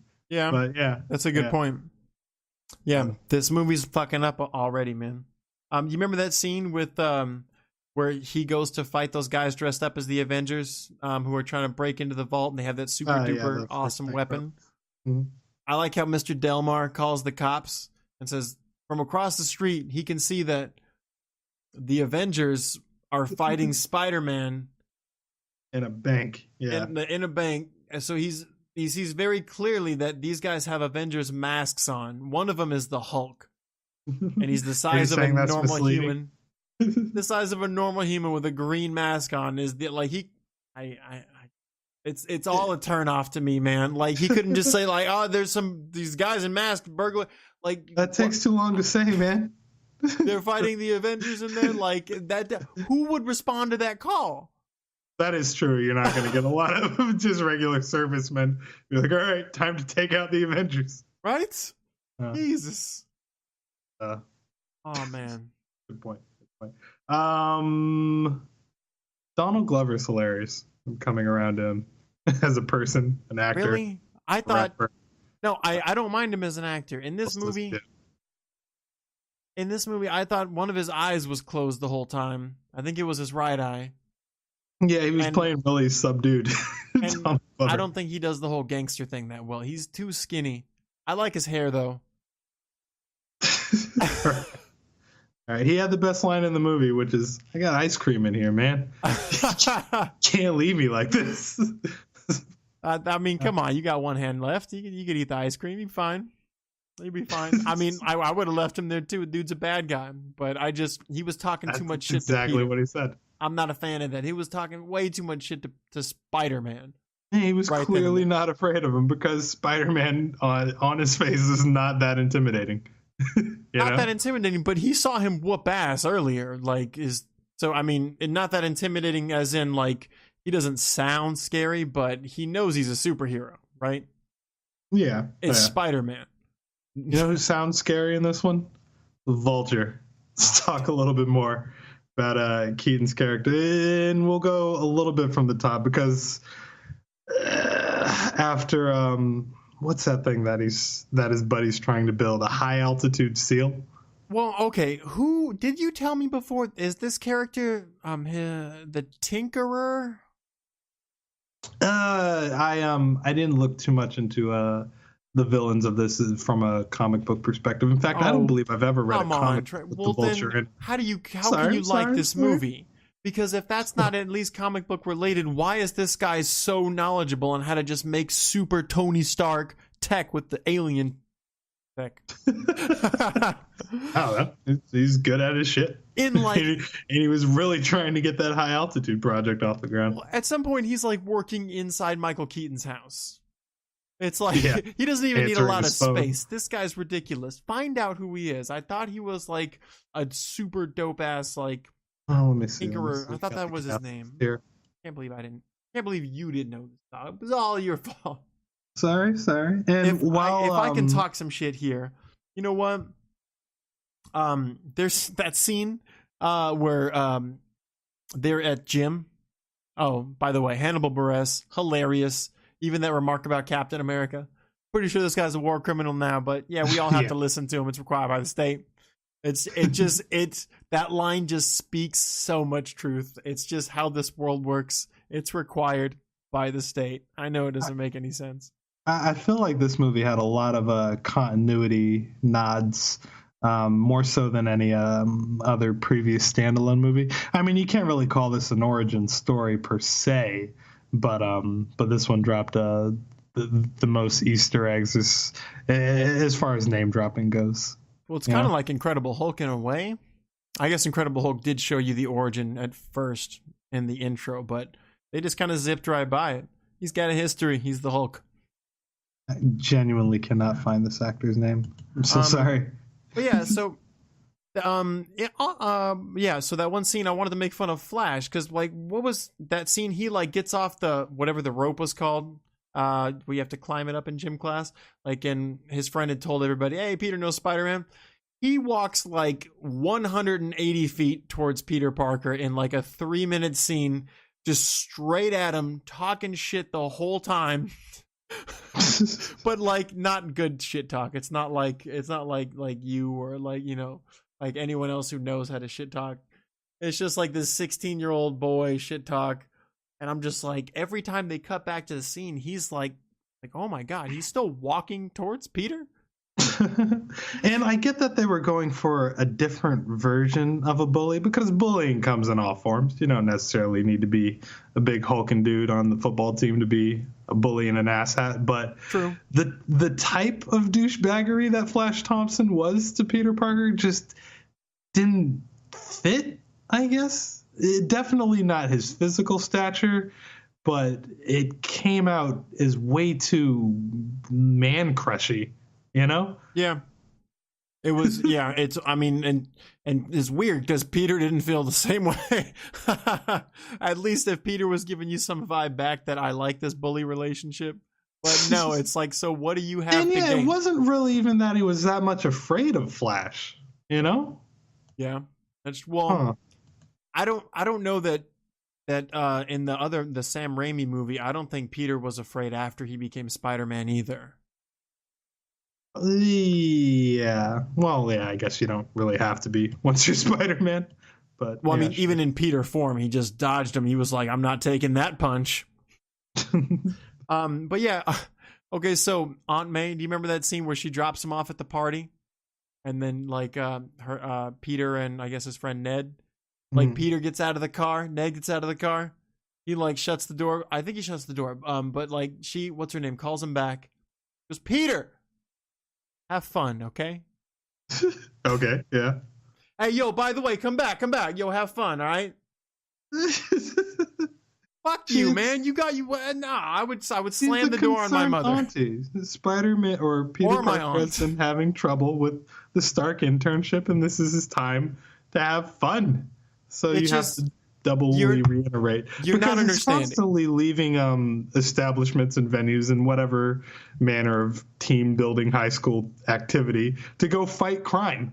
So yeah, he has to be reminded to have fun every now and again. Okay, I get. See, you're saying she has to say something. It's like, well, yeah, but when did she say it? Like, she was like, she already told him, hey, go have fun in that party. And then he like left, and she's like, hey, come back, yo, have fun at that party. Like, you guys just edit this out. This doesn't need to be here because people like me just listen to the movie. I don't know what you do. I'm just listening and I'm just like, God, who talks like this? It's not even like they're from a different place. It makes sense over there. There's no way it makes sense over there. I'm going to go over there. Where is it? Queens? I'm going, man. You want to go? We'll see if the retards talk like that. Because God damn it. But on the bus, when they're on their way to the Washington Monument, Peter mentions vibranium as if it's just a commonly known element. Did you notice that? Yeah, it was vibranium and something else, and vibranium exists within the continuity of the universe. So yeah, why not make it a trivia question? Does it though? Yeah. Like, okay, no. let me rephrase. Thing. Is it though? Mm-hmm. Since when? It's not easily accessible to people stateside, but it's definitely a known thing. Okay. No, Wakanda has the monopoly on it. Oh, I suppose they're the only ones that use it, but it's still an element. Well, okay. Beside Captain America, if we shade that off, because I wasn't thinking about him existing right now, I was thinking about Wakanda just coveting everything until Civil War happened. Now they're just like, hey, we exist, by the way, because otherwise, if they didn't do that and Captain America didn't exist, vibranium shouldn't exist, at least as a commonly known element. But if it's in Cap's shield, I suppose someone knows about it. I didn't think it hit the periodic table. You know? Oh, well, according to this, it has. Yeah, there were a bunch of things like that. Did you see when he was rummaging through the bag, he pulled out Ultron's head? Like, that was neat. Oh, yeah, I did. Yeah, it was neat. Yeah. So Tony gave Spider-Man this suit and just told him to kind of run around and be a friendly neighborhood Spider-Man. And he put him through he had this training wheels protocol on there and Peter didn't know about it. My problem is, why not just have him train using the suit that you just gave him? Since you just gave it to him and now he's allowed to fight crime, but you got him on this training wheel protocol that just limits his abilities with the suit. Instead, you could be like doing what you do at the beginning of Spider-Man video games where you learn how to play the character and just be like, hey, check this out. Use this suit, to this ability, to stage 1's ability, maybe stage 2, and maybe if you get better. And I imagine when Tony Stark gets done drinking with monks in Tibet or wherever the hell he was, where was he? He'll come back. I don't know, but when I saw that scene in theaters, and they definitely did it on purpose, because where Peter Parker is, it's incredibly dark. And when they cut to Tony Stark, my eyes bled out of my skull. It is so white and bright and colorful over in Mumbai or wherever he is. It was definitely, India or something. Temple of the Holy Men or some nonsense. But every appearance of Robert Downey Jr. was good. I just didn't like his overall influence on the movie, and that he was a lot of the driving crux behind the plot of the movie. It's really my only gripe with him. Was it me, or was there at least one scene where his suit is like half painted? Oh, okay. Yeah, one of his Iron Man armors. Yeah, when they save the ship is when I noticed how the top half is Iron Man and the rest is War Machine. Well, it's just not painted, right? Was it War Machine like color? I thought it was just not painted. Yeah, it was just, plated armor. But is War Machine actually painted? Oh, it's gray. It's gunmetal gray. So it is painted. Sure. Okay. Like, are you asking me what I'm Home asking Depot if seal the of bottom paint? half was without color or was it colored War Machine? There's a difference. No, it just looks steel, you know? Okay. Yeah. I want to talk more about the Vulture, but really only get to the prom night sequence, because this is easily the best sequence in the entire movie, unless you disagree, actually. But like you said, it caught you by surprise in theater, took me for a loop. The car? And not just the car, but on the way to, or when he knocks on the door, and and Toombs, Michael Keaton, is the one who opens the door. Yeah, it was it was about as suspenseful as the do you remember that scene in the Sam Raimi one when like Peter comes home for Thanksgiving and he's like his blood's like there's blood about to like fall from a drip in his arm from we got from the Green Goblin earlier. And then like when he's sitting down at table, like realizing like no, he doesn't know at that point, does he? That's him? That's Willem Dafoe is Green Goblin?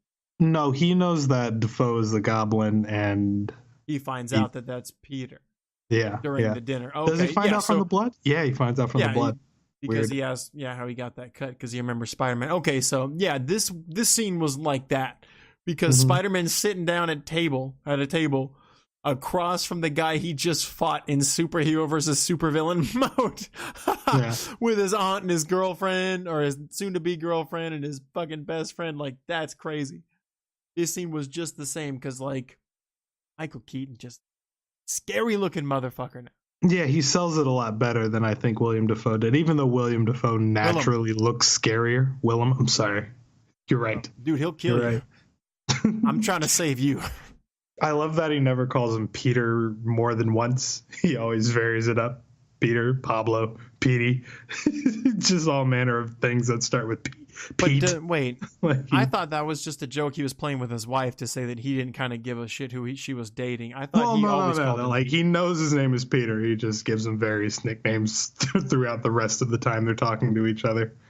But like, and he's even unintentionally menacing, like when he's in the kitchen and he's like, "What's wrong, Pete? You look pale," and he's waving a knife in front of his face. But he's not to be menacing. He's just a scary guy in general. Yeah. Well, when did he become like from crook to bad guy? You know, I feel like there's somewhat of a difference. Definitely pushed over the edge by Spider-Man. Like, he was trying to stay small time. That's what the ongoing joke with the high altitude seal was about. How he's trying not to be on the radar of the feds, the Avengers. Who the fuck is this guy in the pink and or blue and red costume?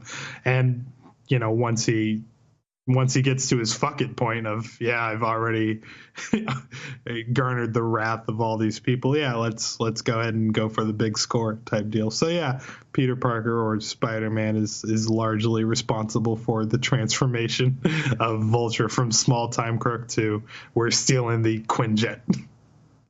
But not just, okay, so you're talking about like him being a thief, but he becomes a straight up like super villain. Like, as he fights Spider-Man, I feel like that's that's when that happens. You know, before that he was stealing shit. He didn't have to fight anybody. So now he has to worry about a defense system. I don't know that he had to worry about that before. Before, he was like, he had all these super cool things. Like, he would, like, his friend made him. He could just, matter phase shift or whatever they called it. True enough. And I don't really understand how he managed to stay under the radar all this time, because the entire beginning plot of Age of Ultron was them tracking down all the Hydra weapons. So, like, if they notice that Chitauri tech and Ultron tech is disappearing left and right over the course of 8 years, you think somebody would go after him other than the FBI. All right. Let's take a break, and we'll come back and wrap up this show, Pony.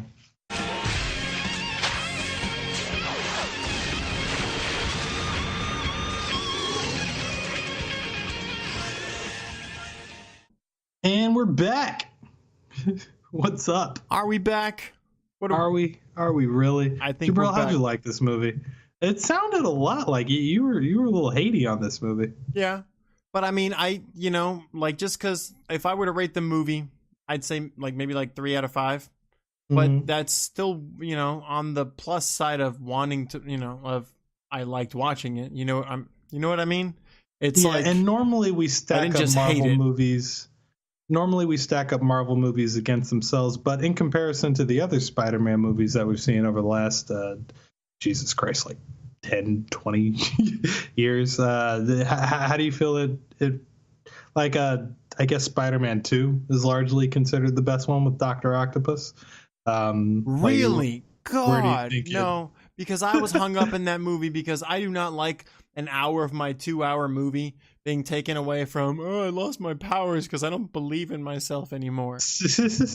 Yeah, that was weird. You Golly, I can't, remember that now. I'm telling you, Yeah. man, these movies cost millions of dollars and it's like, what? We just saved a big chunk of the movie because now he's not Spider-Man. It's just Tobey Maguire walking around. I mean, it was better than emo dancing. That was weird too. Yeah, that first, like the Raimi ones went like we're gonna go over these. Don't worry, guys. But the first one was probably the best one. To me, I kind of liked the first one. I mean, I don't know No, that it it's was the pinnacle for it's genuinely, if you don't want to give it to X-Men, then this first Spider-Man movie started this current superhero boom that we're in. It was the highest I'd give it grossing to film of all X-Men. time for a while. I'd give it to X-Men, but yeah, no, I understand. Yeah, it's definitely one of the first ones. I mean, and yeah, the first one did really good. I feel like, and then it kind of crash landed after that. But I don't know, different opinions. Either way, like just the whole story that they used with Green Goblin being his first villain and his most hated villain, like one of his toughest villains. Like using him as the first one in the first movie, amazing. Who's his villain in this movie? Shocker and Vulture. Yeah. Two different versions of Shocker. And I do like in fact I'm willing to say that even though Michael Keaton's Vulture is pretty small scale, it was a very personal story. He is one of the better villains in the MCU. I think we should dedicate an episode or two, or a segment of an episode to stacking up Marvel villains, or hell, I'll pose it to the Twitters. See where they land. But totally, yeah, you do that because I'm right there with you. I think I liked Michael Keaton as a villain. He might be one of my favorite villains overall. I really didn't like him at first, but I thought they were like super shreddering the Vulture, if that makes any sense. You remember what they did in that X-Men movie? And not the original Ninja Turtles. I'm talking about the CG one that they did like a couple years back. Been so many. The one that there was the all animated one, and then there was the one with Michael Bay ones. Yeah. Did Michael Bay do that? Yeah. That's weird because I thought what's her name wouldn't work with him anymore. Yeah, she likes money more than she likes respect. But yeah, so okay, so that movie, yeah. Remember what they did with Shredder? Yeah, vaguely. I tried to watch it 3 separate times. He was just this he was a mecha Shredder. It was like, what kind of villain is that? Yeah, he just shot knives, like just billions of them. It was crazy. What was I saying? Yeah, I thought they kind of overdid that character at some point, but as far as like why he became this villain, no, I'm right there with you. Like, he made a very good point when he was talking to Peter right before he set up that part where he was going to have the whole floor fall on him. Oh, yeah. He was just like, buy some time. Yeah. He was just talking to him. He was just like, look, dude, like, you're mad at me for selling weapons to the villains. What do you think Tony Stark did? Like, oh, well, he can get away with it? That's bullshit. Like, because he makes a lot more money or because he decided to fight back against it eventually. Yeah. Yeah, okay, I feel the exact same way. That's bullshit. He raises a compelling point. And I believe Spider-Man's rebuttal was, why are you telling me all this? Yeah. Oh, yeah. And then after that, when he had the floor crush in on him, God, Peter sounded like such a pansy. Help! He like took his mask off and everything. That was all his last moment, yeah. Oh, it's a superhero, my ass. Oh, I can't. I'm not blaming him for being 15. I'm blaming them for making him 15. So, okay, which Spider-Man did you prefer, Garfield or Maguire? Or rather, an amalgamation of all three. What is your ideal Spider-Man? I would say that I liked what are their names again? Tobey Maguire and Tobey Garfield. and Andrew I like Garfield more than Maguire. Garfunkel. I'm indifferent right now. I'm not sure how much I like Tom Holland, but I like the Spider-Man. You So like maybe his quippy nature? I'm not sure like if his I banter? like Peter, but I like Spider-Man. Okay, because I definitely think that they got the banter right in this film. Although I do love the costume from The Amazing Spider-Man. That is one of the only good things about The Amazing Spider-Man. Spider-Man. What are you talking about? The costume that Andrew Garfield wore throughout the second reboot. Oh yeah. Oh, I'm sorry. My bad. I thought you were making a comic reference. I forgot that's what it was called. Was Amazing Spider-Man. Yeah. Too. Yeah. Mm-hmm. Yeah. I think Andrew Garfield got the best costume. Side note. I actually did a video cast a long time ago. In honor of the second movie and about what I didn't like about it. Way back when it was not as good and as thorough as these, but yeah, still on this channel. I think. Proud of you. Yeah, man. Fucking making moves, just slow as a motherfucker. But so do I like Tom Holland more? I don't know about the Peter, but this whole Spider-Man part. Yeah, but he does some things that just make me like him less. Like okay, Friendly Neighborhood Spider-Man, right? There's this scene where he like does this spider swing and he flies past like 30 people on a bridge, and he does this thing where he's like checking up on them and he just goes, "Everybody okay?" Yeah, poses out. Yeah. It's like, what? Like nothing just happened. You just flew by and said, "Is everybody okay?" It's like, is that what you do? You just swing. Is that really who he is? Is that Friendly Neighborhood Spider-Man at heart? I feel like he wants more.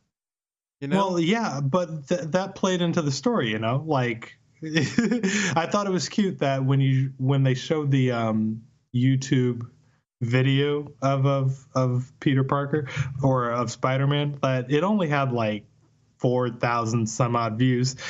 And you have to acknowledge that this isn't a world where like Sokovia is floating off the ground, aliens have already attacked New York. Like people in this MCU have seen some crazy shit. So a dude stopping a truck is awesome, but gets you 4,000 views on YouTube, you know? So the majority of Spider-Man's day is kind of boring. There's not a lot of high-scale crime. So he's, going around stopping bank robberies and giving directions and, pulling cats from trees. Like, yeah, he's antsy and really wanting the Stark internship, the job with the Avengers. But in the meantime, he has to pose out in front of people on subway platforms. Well, okay, there's a difference from the Spider-Man we've come to know and love. From what I know, he stops crime. Yeah, I'm not upset with that part. Asking if everybody's okay is like saying, "Hey, is there any crime happening?" That's a weird thing to say.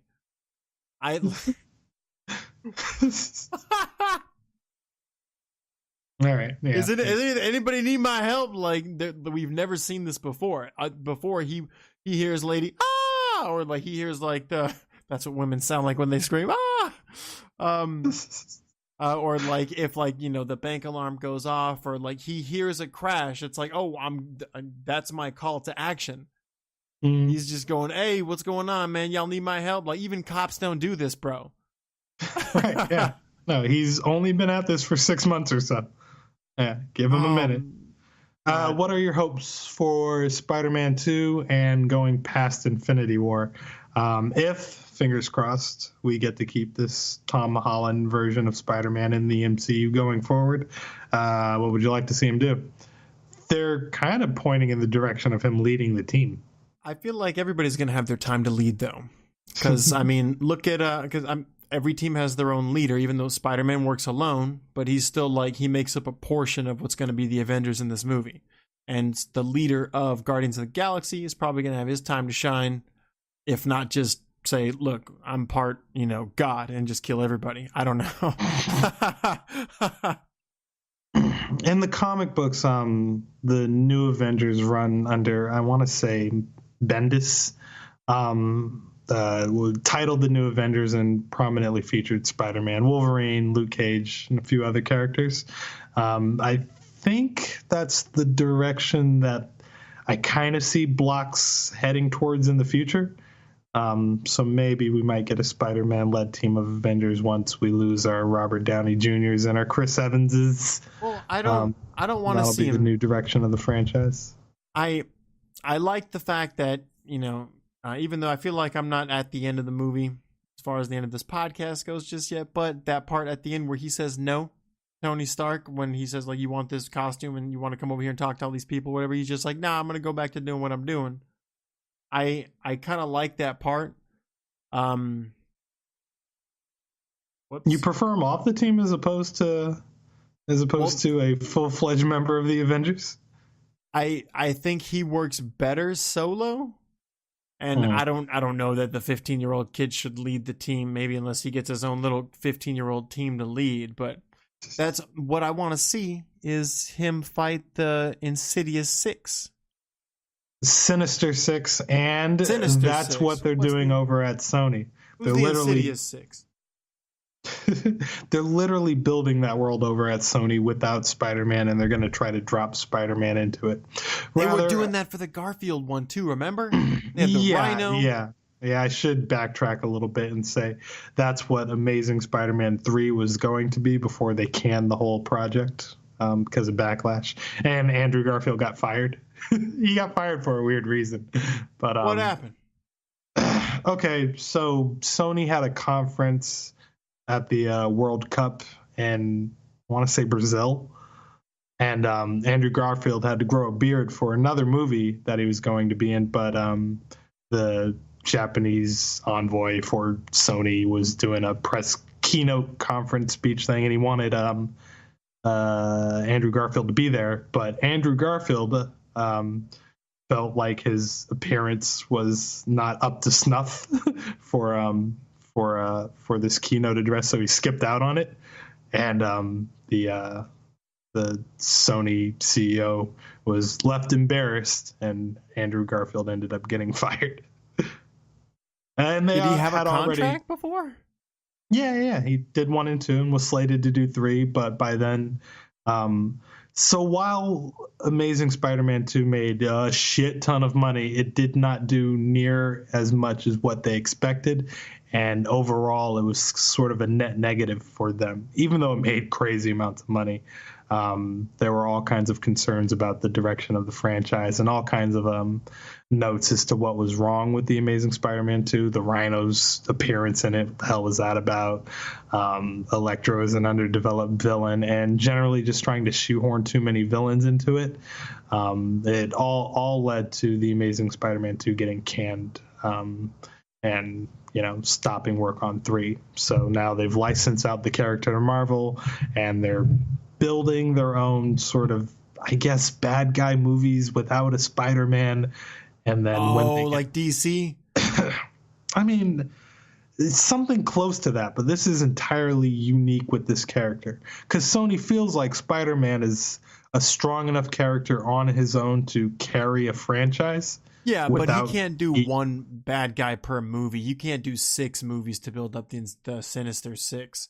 That would take 2. You gotta cut, reason a little bit. Maybe 2 or 3 villains per. It's how many storylines can you come up with? That's just okay. Now it's the Shocker. In this movie, he's fighting the Vulture, and I thought Rhino was dope. Spider-Man has the largest cast of recognizable villains. I mean, more so than Iron Man. He has the Mandarin, and they screwed that up royally, kind of. But yeah, what I'm excited to see is hopefully they can get Vincent D'Onofrio over from the Netflix Daredevil series and have him go up against the Kingpin. That would be awesome. You haven't seen Daredevil yet, no, have you? I have. I saw the first season. Good. Yeah. No, that guy played a badass Kingpin. Pretty awesome. All right. Let's wrap this thing up. Well, okay. A couple more things to say. There was a couple of references in this movie. Remember that scene where they were gonna move all of the Avengers equipment Yeah, remember Cap's what- new shield and Thor's magic belt. Do you know what it's What was that? called? No. Oh, No, I I was don't know hoping you anything would about know. that. Oh man. You brought it up just to see if I had information? Well, Sorry. got nothing for you. all the information I have came from the movie itself. Fair enough. Yeah, I didn't know Thor needed a magic belt for anything. I don't know if he needs it, but I mean, it seems like it's going to be some awesome relic. They brought up the Hulkbuster. They called it Hulkbuster this time. Mhm. Before it was Veronica. I think this is different. I mean, Stark's always tinkering with shit. I mean, he must have spent a shit ton of time making the Spider-Man outfit. Unless he had, like, Jarvis make it or Vision. There is no Jarvis. Only Friday. Friday! Sokovia's going for a ride. Let's see, what else? The most trolliest end credit sequence ever. Before that, okay, so Liz goes to school to, like, tell everybody that she's moving because their dad doesn't want them there for the trial. I was just like, nah, he doesn't want you with Peter. This is very easy to put 2 and 2 together. Also, Oregon That's is it. dope, yo. They're coming out here. Yeah. That's right. Yeah, it was Oregon. Okay. What else happened? Near the end, or I guess right at the end, Aunt May finds out that Peter is Spider-Man once he takes off his mask, I think, with his door open because he's fucking 15. Yeah, and even right before I stopped reading comic books, I'm not sure if Aunt May knew that Peter Parker was Spider-Man. There was this at least is- one where she does. Doesn't she find out in Spider-Man 3? He tells her, yeah, that's Okay. right. Yeah, and Okay, she's, yeah. I can't wait to go over that because what a bitch. What? No, we'll talk about it later. Okay. Let's see. They show the scene with Mac Gargan, and Vulture in prison. He's like, I heard you know who Spider-Man is. Yeah, and I don't know who Gargan is in the comic books. Is he supposed Oh to my be? god, that's the Scorpion, bro. You serious? That's the Scorpion? Yeah, which sounds Okay. awesome. I can't wait to see Scorpion. Scorpion's retarded though, very stupid. And he's supposed to have from the cartoon, he has a very close tie-in with J. Jonah Jameson. He works Okay. for him as like a thug or something at some point, and then maybe like a small time thug for whatever reason. And then he kind of gives him this suit, and then it just kind of says, "Fuck this! I have this suit now. I'm not listening to you." And he becomes this. I guess he gets mutated at some point, and he gets like bigger and stronger. Of course. Which is totally awesome because it puts him in a perfect position for the Spider-Man, like villain, because he's just a bigger version of Spider-Man, which makes him stronger but slower and But doesn't stupider. he have like a like sort of a thing in Dr. Octopus tail thing that Yeah, has some poison to it or something? it can shoot like acid, and like it can reach probably like 20 some feet or something and grab him, and then it has like a stinger at the end of it. But Yay. he's stupid as hell, and Spider-Man normally just outwits his villains, which I mean doesn't seem like we're getting a lot of that in this movie. He needs a lot of help. Hopefully there's to the do it. tie-in for the Kingpin right there. Just send the Scorpion after him. There was a Disney tie-in in this movie. Mm-hmm.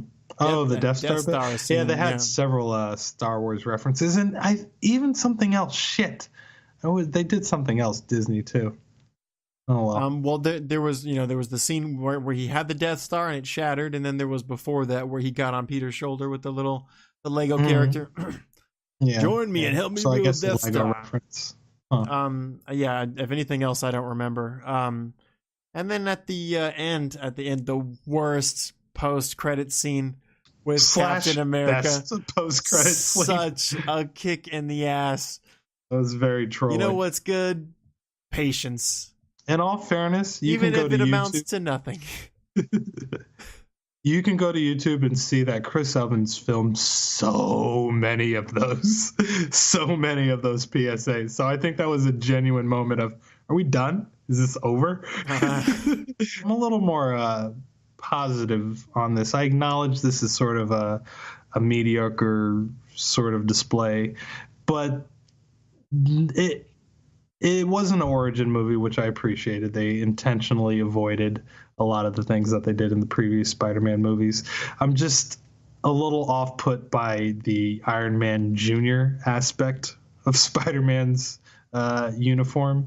Mhm. And while I do appreciate the Tony Stark roles and the times he come up. He doesn't dominate the screen time, but the plot of the movie is truly about Peter Parker interning and trying to get a job with the Avengers, which is kind of shallow, especially since we're this deep into the MCU, and films like Wonder Woman and Logan I had seen in theaters like probably before seeing this one. So it just felt like there wasn't a lot of meat on this bone. But otherwise, I'm a fan of this Peter Parker. I thought that this was the best iteration of the character of Spider-Man. I like that he's quippy, even more so than the rest of the MCU, which is already crazy quippy enough, which is a tongue twister.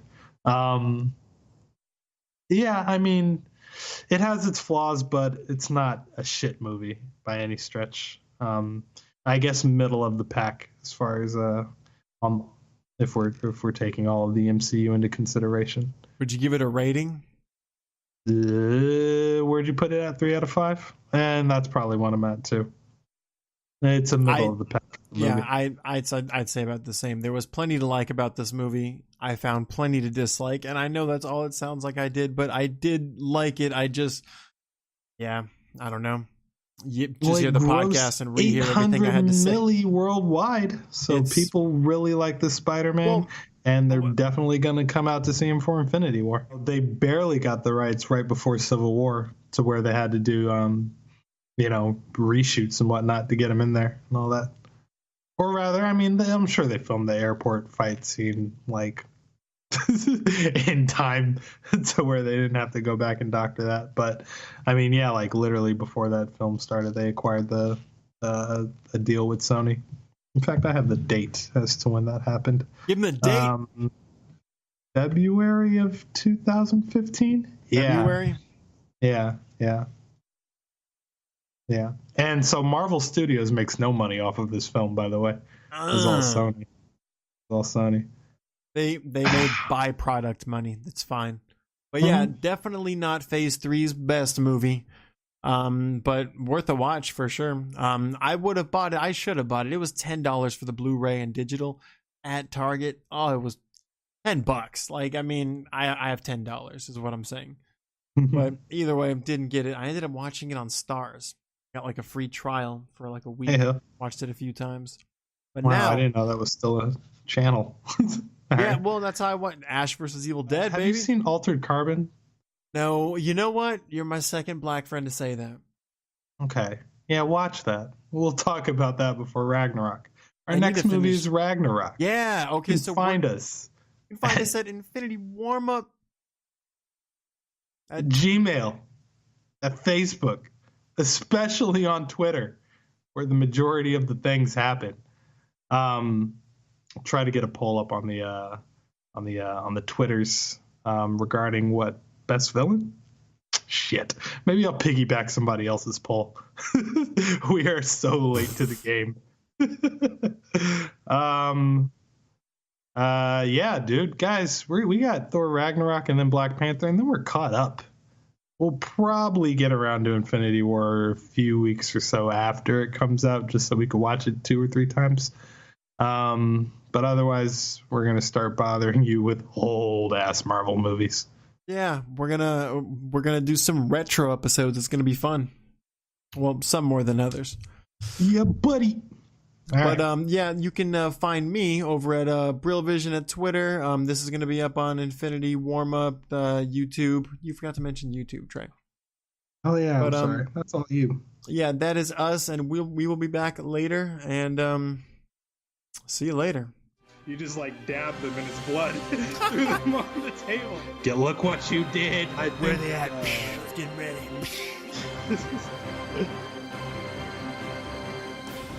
This movie sucks.